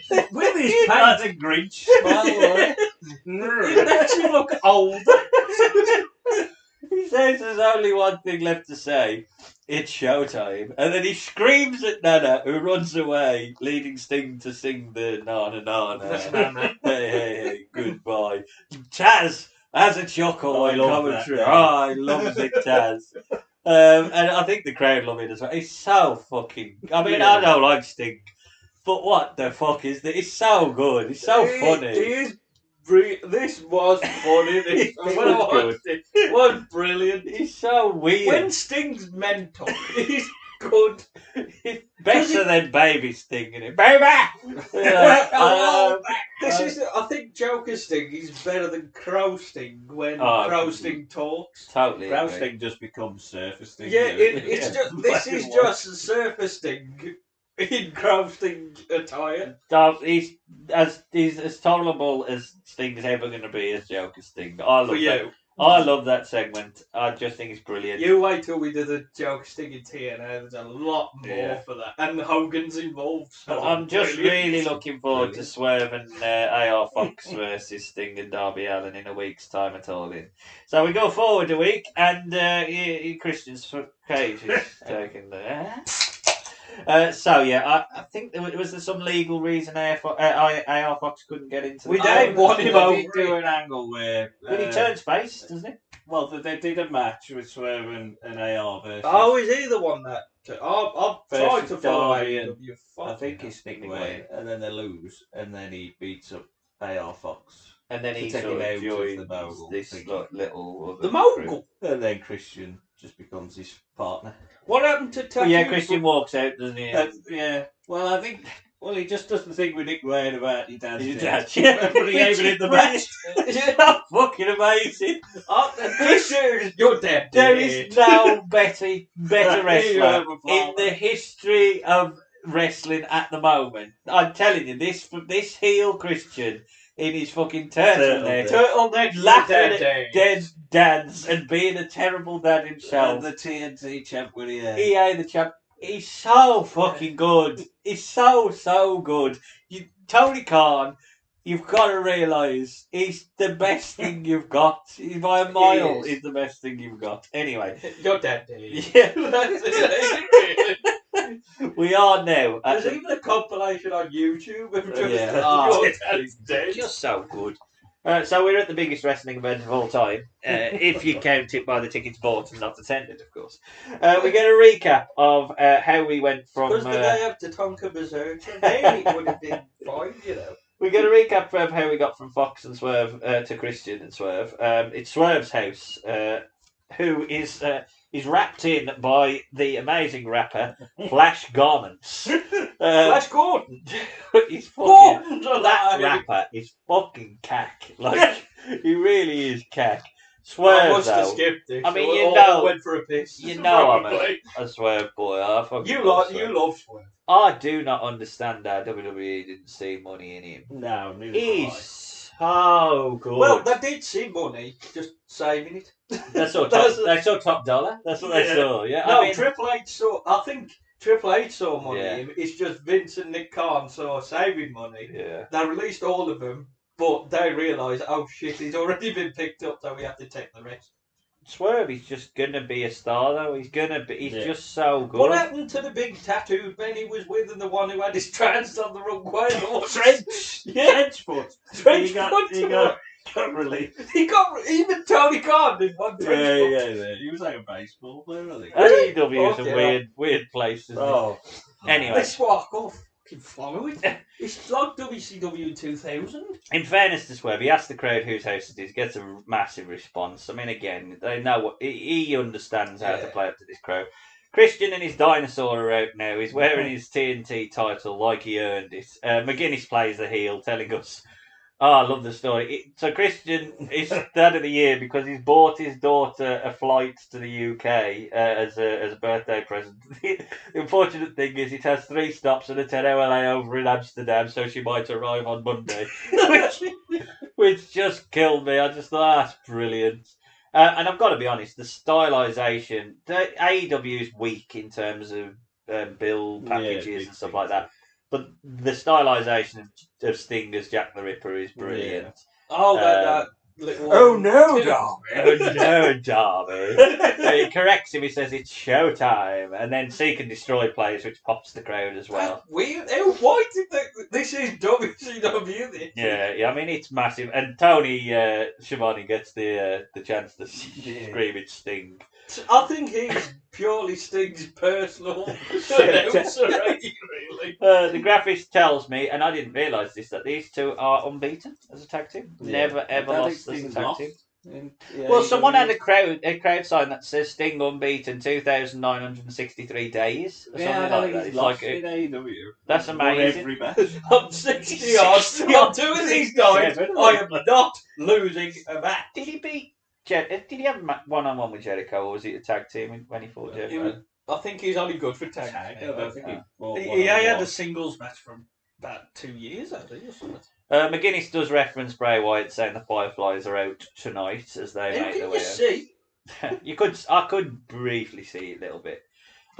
We face off and pair up. Sting and Christian are left in the ring, which does get a TNA. Yeah. Darby Allin is in, and Sting clotheslines down Swerve. Darby grabs a couple of jackets, which have got pins in them, and Sting uses a cricket bat on Nana and Swerve. Sting and Darby dress in their thumbtacked coats and hit a pair of splashes on Swerve and Nana. Christian slows Darby, and the heels hit spears. Christian sells the tacks brilliantly, gingerly removing the coat from Darby and clearing the ring. Christian tapes Darby's hands behind his back and then tosses him upside down in the corner. Darby, though, hits a no-handed moonsault on Christian and a cannonball to Swerve through the ropes. And look, I fully understand having star power, but what the fuck is the point in having Jeff Hardy when you've got Darby Allin? When he does it. He's a million times better than what Jeff can offer you now. Let Jeff Hardy have a rest. Like, he doesn't need it. Jeff Hardy will make sure he has a rest, because I think he's been gone for about I know 4 Darby months. Allin is not probably believable as your world champion because of his size and the way He's that the he one that wrestles. should be doing the dives. But I That's fucking... it. He's so No, but he's good. the only one that should be doing it. He is the spot for... He's in such a good spot. I just know where I'm going to go with it, but he is in such a good spot. There's a nice spot as Sting is about to bump Swerve into the open coffin, but Christian pushes... Oh! Christian, I put my teeth in. Christian pushes it shut at the last minute. Christian sets up a concerto and Darby moves just in time, but he's dropped on the top turnbuckle. Darby reverses a spike into a stunner, and Sting struggles to splash Swerve through the table. Oh. Botchamania gets a bit more content. That's fucking arse bump though. I thought, Jesus Christ, Swerve must have a broken back. Yeah, He's a big old fat arm. heavy lump just trapping on your small of your back. Yeah, Excalibur gives Matthew a nod and a wink, doesn't he? As Darby hits a drop kick to Christian, whose head bounces off the announce desk. Christian survives the coffin being shut, and Luchasaurus is out. He saves Christian and lawn darts Darby into the coffin. Nick Wayne is out with a skateboard, cracks Luchasaurus, which is now sold. Luchasaurus chokeslams Wayne onto the skateboard. Darby goes for a coffin drop and misses it onto the coffin. I mean, it looks stiff. There ain't much giving that coffin. Yeah, he did say he's legitimately hurt himself. The coffin drops on the coffin. It fucking looked like it would hurt. Sting rallies like a much younger man. I mean, you've got to remember, he's 60 years of age and he's running and stacking people up, hitting Stinger splashes. He locks in the Scorpion, Deathlock to Christian. He no-sells a chair shot and punches the chair into Swerve's head. Baseball back to the gut, though, and Swerve hits a coup de grace. I don't know what his version is called, Sting. The coffin is slid inside. Sting is tossed inside, and Swerve spits on his bat and tosses it into the coffin with him. But stupidly, Sting uses this bat to stop the coffin being shut. Swerve sets up a 450 on the top of the coffin, but Sting moves. Darby cracks the TNT title to Christian's face on the outside. Sting hits a death drop on the coffin. Swerve gets his hands in the way. Despite the crush, he won't go quietly. One final coffin drop onto the coffin. Swerve is squished and he's placed in the coffin, and it is over. Sam? But his hair's sticking. Yeah, So just- technically, yeah. technically, he did lose. Still going on this day. Still going on. I just can't get into AEW at all. Even though you've got Christian and Sting and like a tag team casket match, I just don't understand it. I like Darby Allin. I think they've really fucked him over. Not like pointing with Sting. Yeah, because I mean, it was like, was it the first year or something? He was like really being pushed, and he's like, give him the belt when he was feuding with Jericho and stuff and that. So, and then Sting got put with him, which is fine, you know. Thank you for wrestling my godson and all that, as they say. But, and Sting is good, but I don't know, and why is Christian here? To be honest. Because he's so over. I know he's so over. I mean, singles match then? I'm not the biggest fan of AEW, but I thought this was by far and away the best match that we have watched up until now. It was absolutely, and I don't like to think, it was absolutely amazing. It was really fun, well-structured brawl. The problem with AEW is that I know there was probably another 8 of these on the show.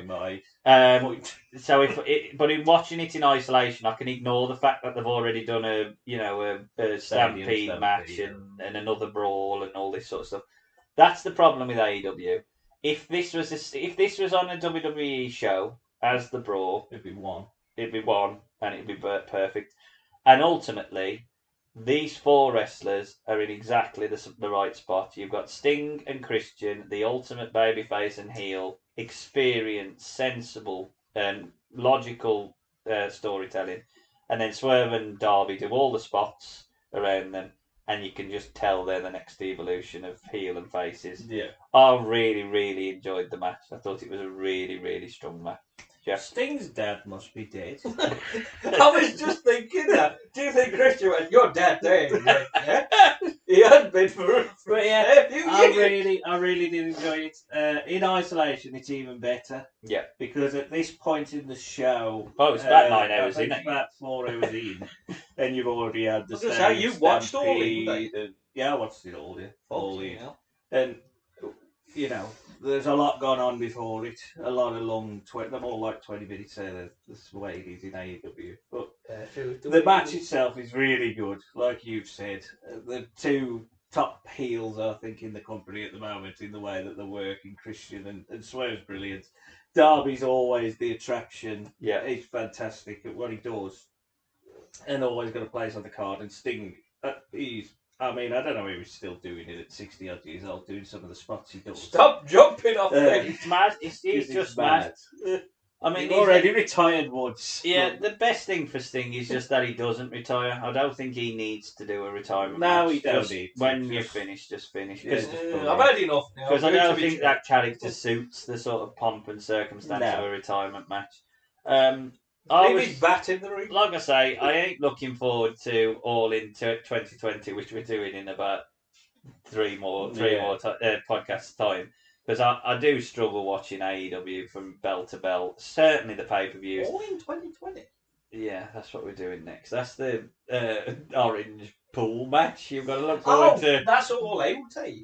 All I Out. thought That's All how In you were- get. That's it. This is the first All Sorry, In it since is- the it is original not AEW one. It is All Out 2020. With Oh, fuck So yeah. you've got that to look forward to. But yeah, I in isolation, brilliant match, and this would have stood up on any card we've ever watched. I thought it was really well done. Not one bit of it got boring, which is still long compared to some of the matches we watched. it didn't overstay it well. Yeah, I think it's about the same length as Dr. Wagner and Psycho Clown, and it's just a different pacing. But that's more to do with Sting and Christian knowing when to do things. And you got 2 extra people as well. Yeah, it does help. So, the clown gimmick might not be ready to say goodbye just yet, but the man who started it all is how we're going to end it all with Matt Bourne's version of Doink the Clown. And we're taking one trip back to the man who got this gimmick over. Raw in its very embryonic stages, 21st of June 1993. I think this is on the back of a previous match that they've had that either went time limit or it was a bit of an unclean finish. So they. It's funny, I Jack think Tunney. this is one of the first Raws away from the Manhattan Centre. He's still in New York, though. He's still in New York, but he's sort of like when they started to get to the arenas and stuff. Well, he said we're told that this is a 2 out of 3 falls to give us a more definitive finish to the match. Doink heads out on his unicycle, and his cool evil Doink theme plays. It's so good. It's so creepy. They're laughing on the mats and then sitting up, almost sort of like confused and angry, and brilliant. Fun time. Marty is out.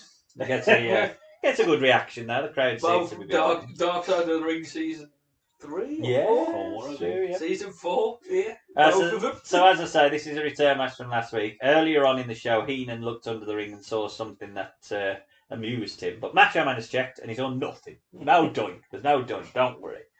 Duck. Doink tries to sucker Marty into the corner early on, then calmly releases him playing mind games with Marty.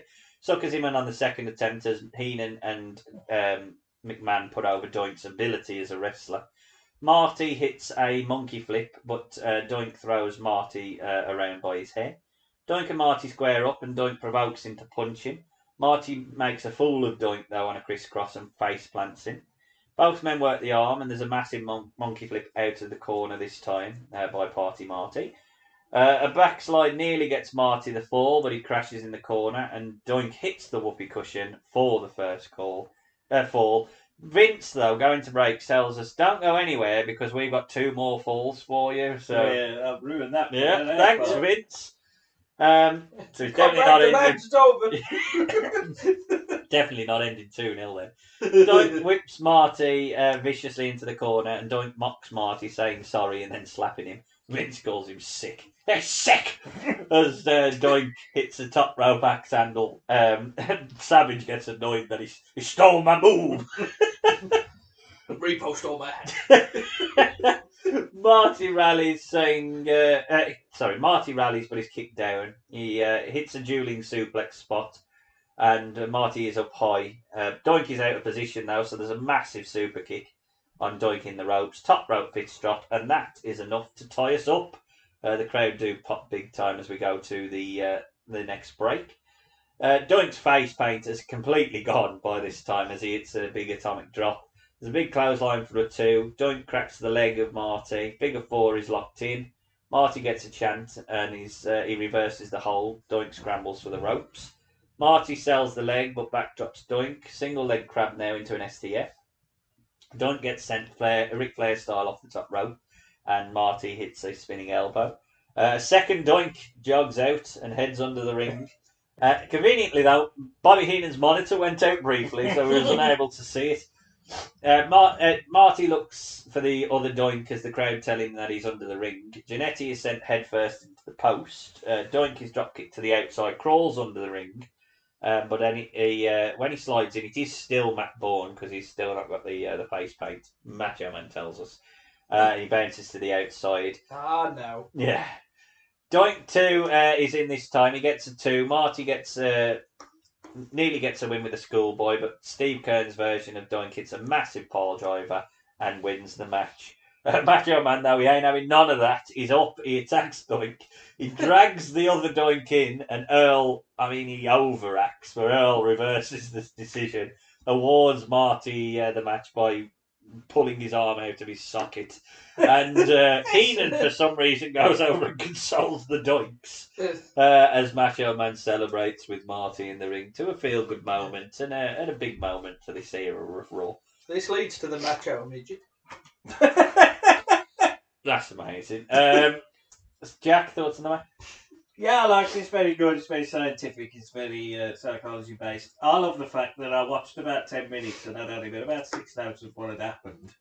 And I think that is wrestling, that they did so much without having to do anything. Yeah, if you can work a hold. And that's very good. And keep you engaged and keep you entertained. We're skewing 2-1. The reverse decision, does it really tie up the feud now? I don't think you need it. No, probably not, because I don't think it was really a feud. It was just like they had one match. They did this. Jack Tunney did this to finish the feud, and it ain't finished. Yeah. Well, it leads into a Macho Man Doink feud after this because they had the match. Marty, you can go now. On the next one, because he pulls it. That's when he pulls out the Macho Midget. It's called.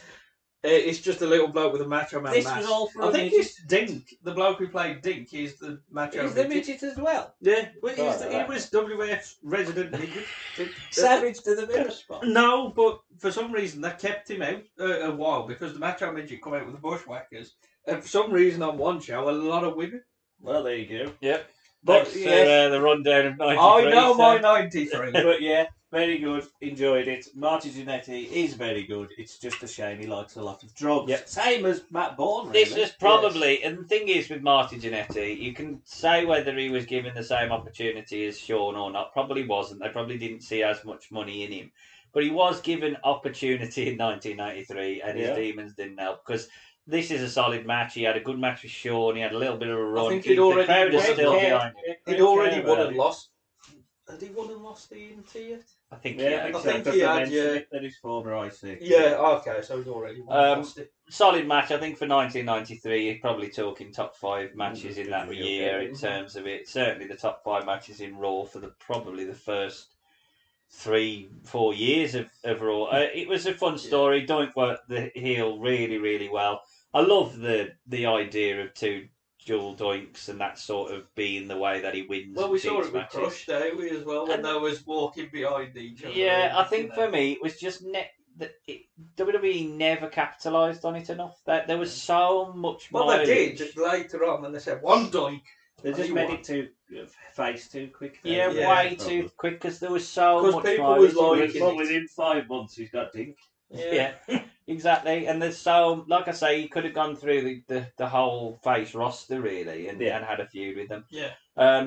Obviously Matt Bourne's difficult, but you still had Steve Keirn, and I think Steve Keirn could have fitted into the Matt Bourne character if you don't have. The problem is, and it's the same with both of them, they're just so unreliable. Yeah, and that's the issue. But as a match, it was. Oh, you want about Marty? I was going to say. Yeah, Marty and Steve Keirn.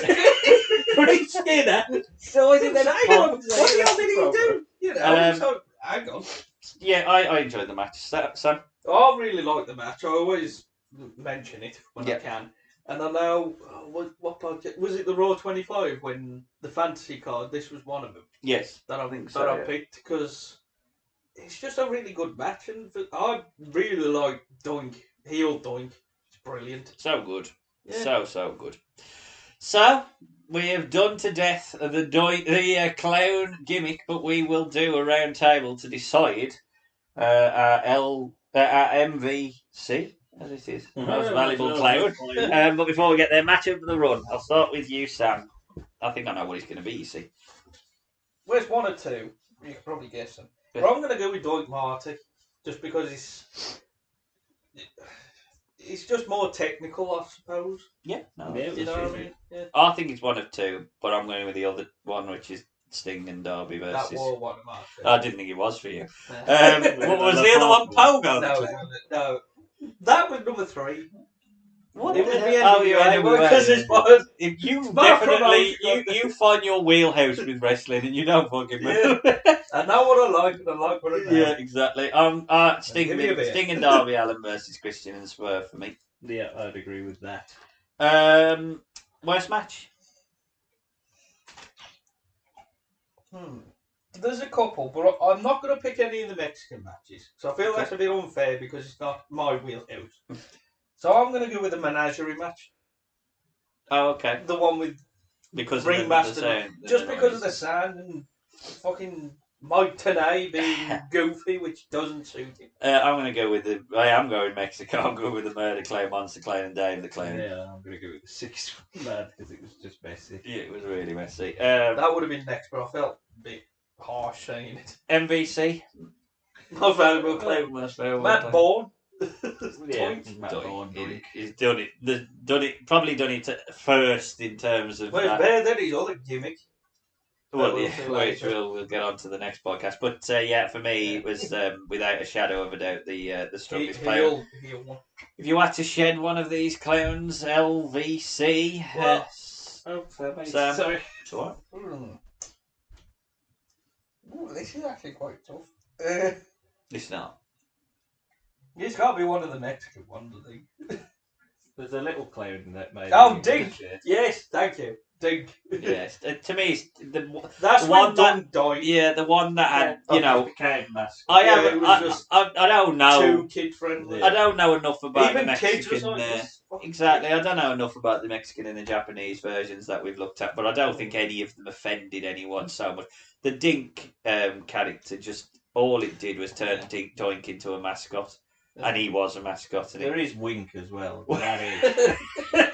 We probably could have done Dink. Wait till Survivor Series 94. Yeah. Without Dink, there's no Wink, so you got to blame Dink. Who is I want to find out. Don't tell me because you probably know. I want to know which clown was the last man standing.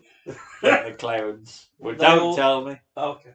But I want to know. I know all of them go, but what I mean is, who was the last one? Who was the most important of the four? I think you'll be disappointed. But we haven't done the clowns to death just yet because we round out the podcast as we always do with a fantasy card, and we took the world of clowns and we opened it up. We've got the full range of clowns. I'm going to say, otherwise we'll just be stuck with this, and that XPW on your bench. He might appear. Yeah, Dirty Ron. Dirty Ron. Dirty Ron. Dirty Ron. Oh, okay.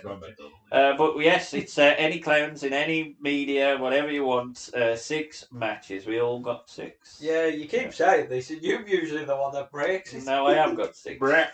I'm going to open with Jack, I think, for his match one. Right, mine's more very obscure. Go for one of them. Go for it. It's just because I'm playing it at the moment. Do So what you it's want. Dink, Wink, and Pink. Yes. Versus Max, Wes, and Lou who are clowns on Lego Undercover, the video game. Oh. Yes, heel robber clowns. Someone... They're not midget, they're Lego. So Well, they'll be small. I think They're Vince would smaller than definitely... Wicked Big. Vince would definitely book midgets against Lego. Yeah. I think I'll go with hardcore wrestling Yours uses Lego.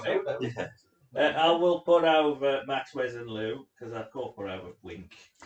Well, I've gone with Billy the Clown, which is the clown from Saw, Yeah. on the little tricycle. Is that a clown? I think it is. Well, It's more like a mime to me.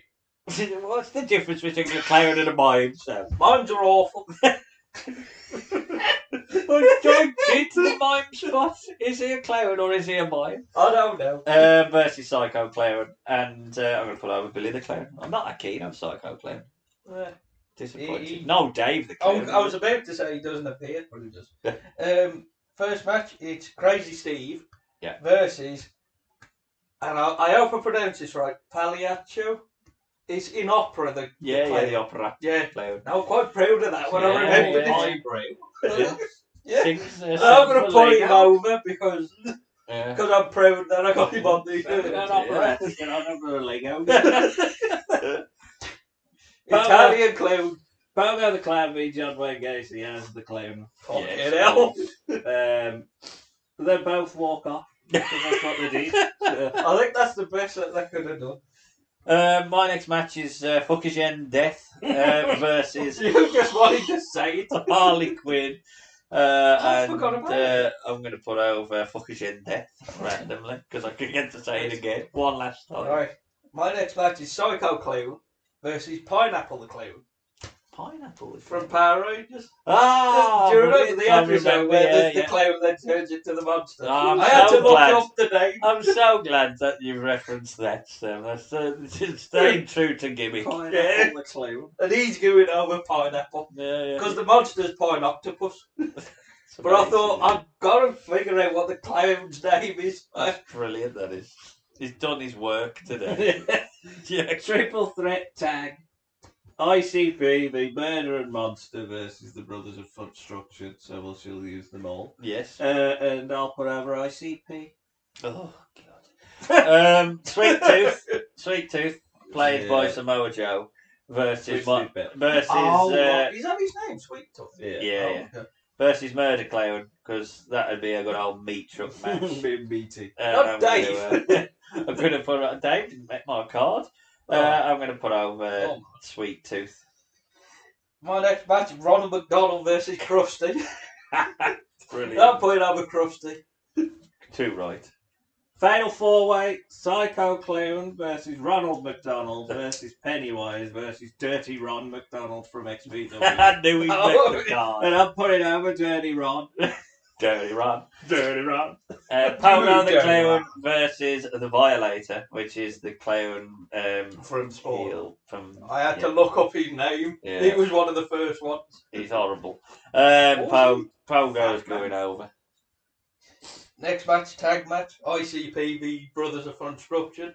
Brothers of Construction, I'm going over. Of course. Match 5, Joker Sting versus Joker. Yeah. Obviously. Totally. Joker Sting's going to go over. And he's going to do that. This is cringe face. My match 5 is a triple threat tag match. Krusty the Clown and Joker versus Ronald McDonald and Joker Sting versus the ICP. And I'm going to put over Krusty the Clown and the Joker. Not Sting. Not Sting. Even though we've made peace a little bit on this podcast. No, Yeah. because I know what match is in the next podcast. And I don't like him anymore. Don't worry. Kind of. Next match, Pennywise v the Violator. Ending a no contest due to too much blood and violence. Main event, Doink v Krusty, because that's what it is. They are the same. Doink goes over. Doink versus Pennywise, and Doink goes over. Doink v Joker. I'm not going to pick because I have specifically put heel for Doink. So I'm not putting the face Doink on this. You know what? Let's put Joker over. Nobody used Hogan when Joker Sting painted his face. He should have Kennedy. turned. He was the first one. Clown Kennedy was. Hogan. The best thing, because at that point, I don't Hogan think. looked like he was eating spaghetti. That's what he But looked I like. don't think. I mean, he was acting Joker, but I don't know whether he'd actually painted his He's own not become face. Joker. He kind of So become- actually, what should have happened is Sting should have stayed normal, and that should have broken Hogan, and we should have had Joker Hogan. Oh, that would have been. Hogan Santa. That's who Hogan with a Ho crown. Hogan. I wish they'd have had Joker Hogan. But if Hogan. yeah. If you feel that we have missed any clowns from history or other wrestling clowns, do let us know now on our website, which is bettercallcreative.org, our Facebook page, which is facebook.com/BCCpod, or our Twitter, which is @BCCpod. We have one more stop in our spooky Halloween month, and it is, of course, the spooky world of WCW in 1991. Where's our Ric Flair gone? Yes, they've lost Ric Flair, but they haven't lost the Halloween Havoc, and we are checking out Halloween Havoc, where they put a man to death. All in the name of rating. So it's Halloween Havoc 1991, featuring the Chamber of Horrors. Before we go on to the worlds of ECW and TNA, we're checking out in November Destination X 2007, because I've changed my mind on that, which features the Fire Russo chants and the Last Rites match. More Sting bollocks. More Sting bollocks to come. This is the problem, you see. He gave me one good match, so I've gone out my way to find every bad Sting match. Coffee in you. There's some Derby Allen, though. Not quite the standard. It's the Homer barbecue. Coffee, that one. Jesus Christ. Brilliant. And we're checking out a November to Remember. Yes. The November to Remember so much, where they put Brian Lee in the main event. Main event Brian Lee. Main event Brian Lee. What year is this? 1996. It's a wonderful time. Tommy Cairo's on the card. Oh, okay. He fixes the cars. cars. He fixes the cars. So do join us back for November to Remember 1996. But that leads me to say from Dirty Ron the Clown or Dirty Ron. Ready for Noddy? Goodbye. And Doink Dink Wink and Pink, it's Sam Channels. Goodbye. Goodbye.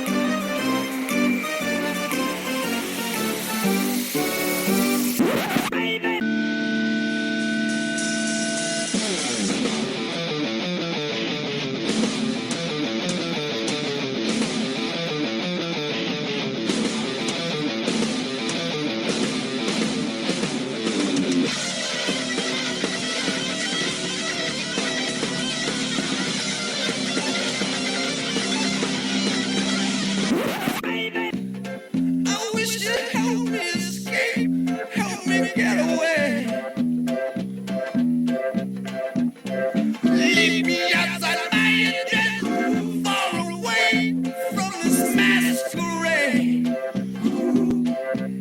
'Cause I've been blind, oh, so blind. I wasted time, wasted all too much time, walking on a wire, oh, a wire. But I must let the show go, I must let the show go, I must let the show go on.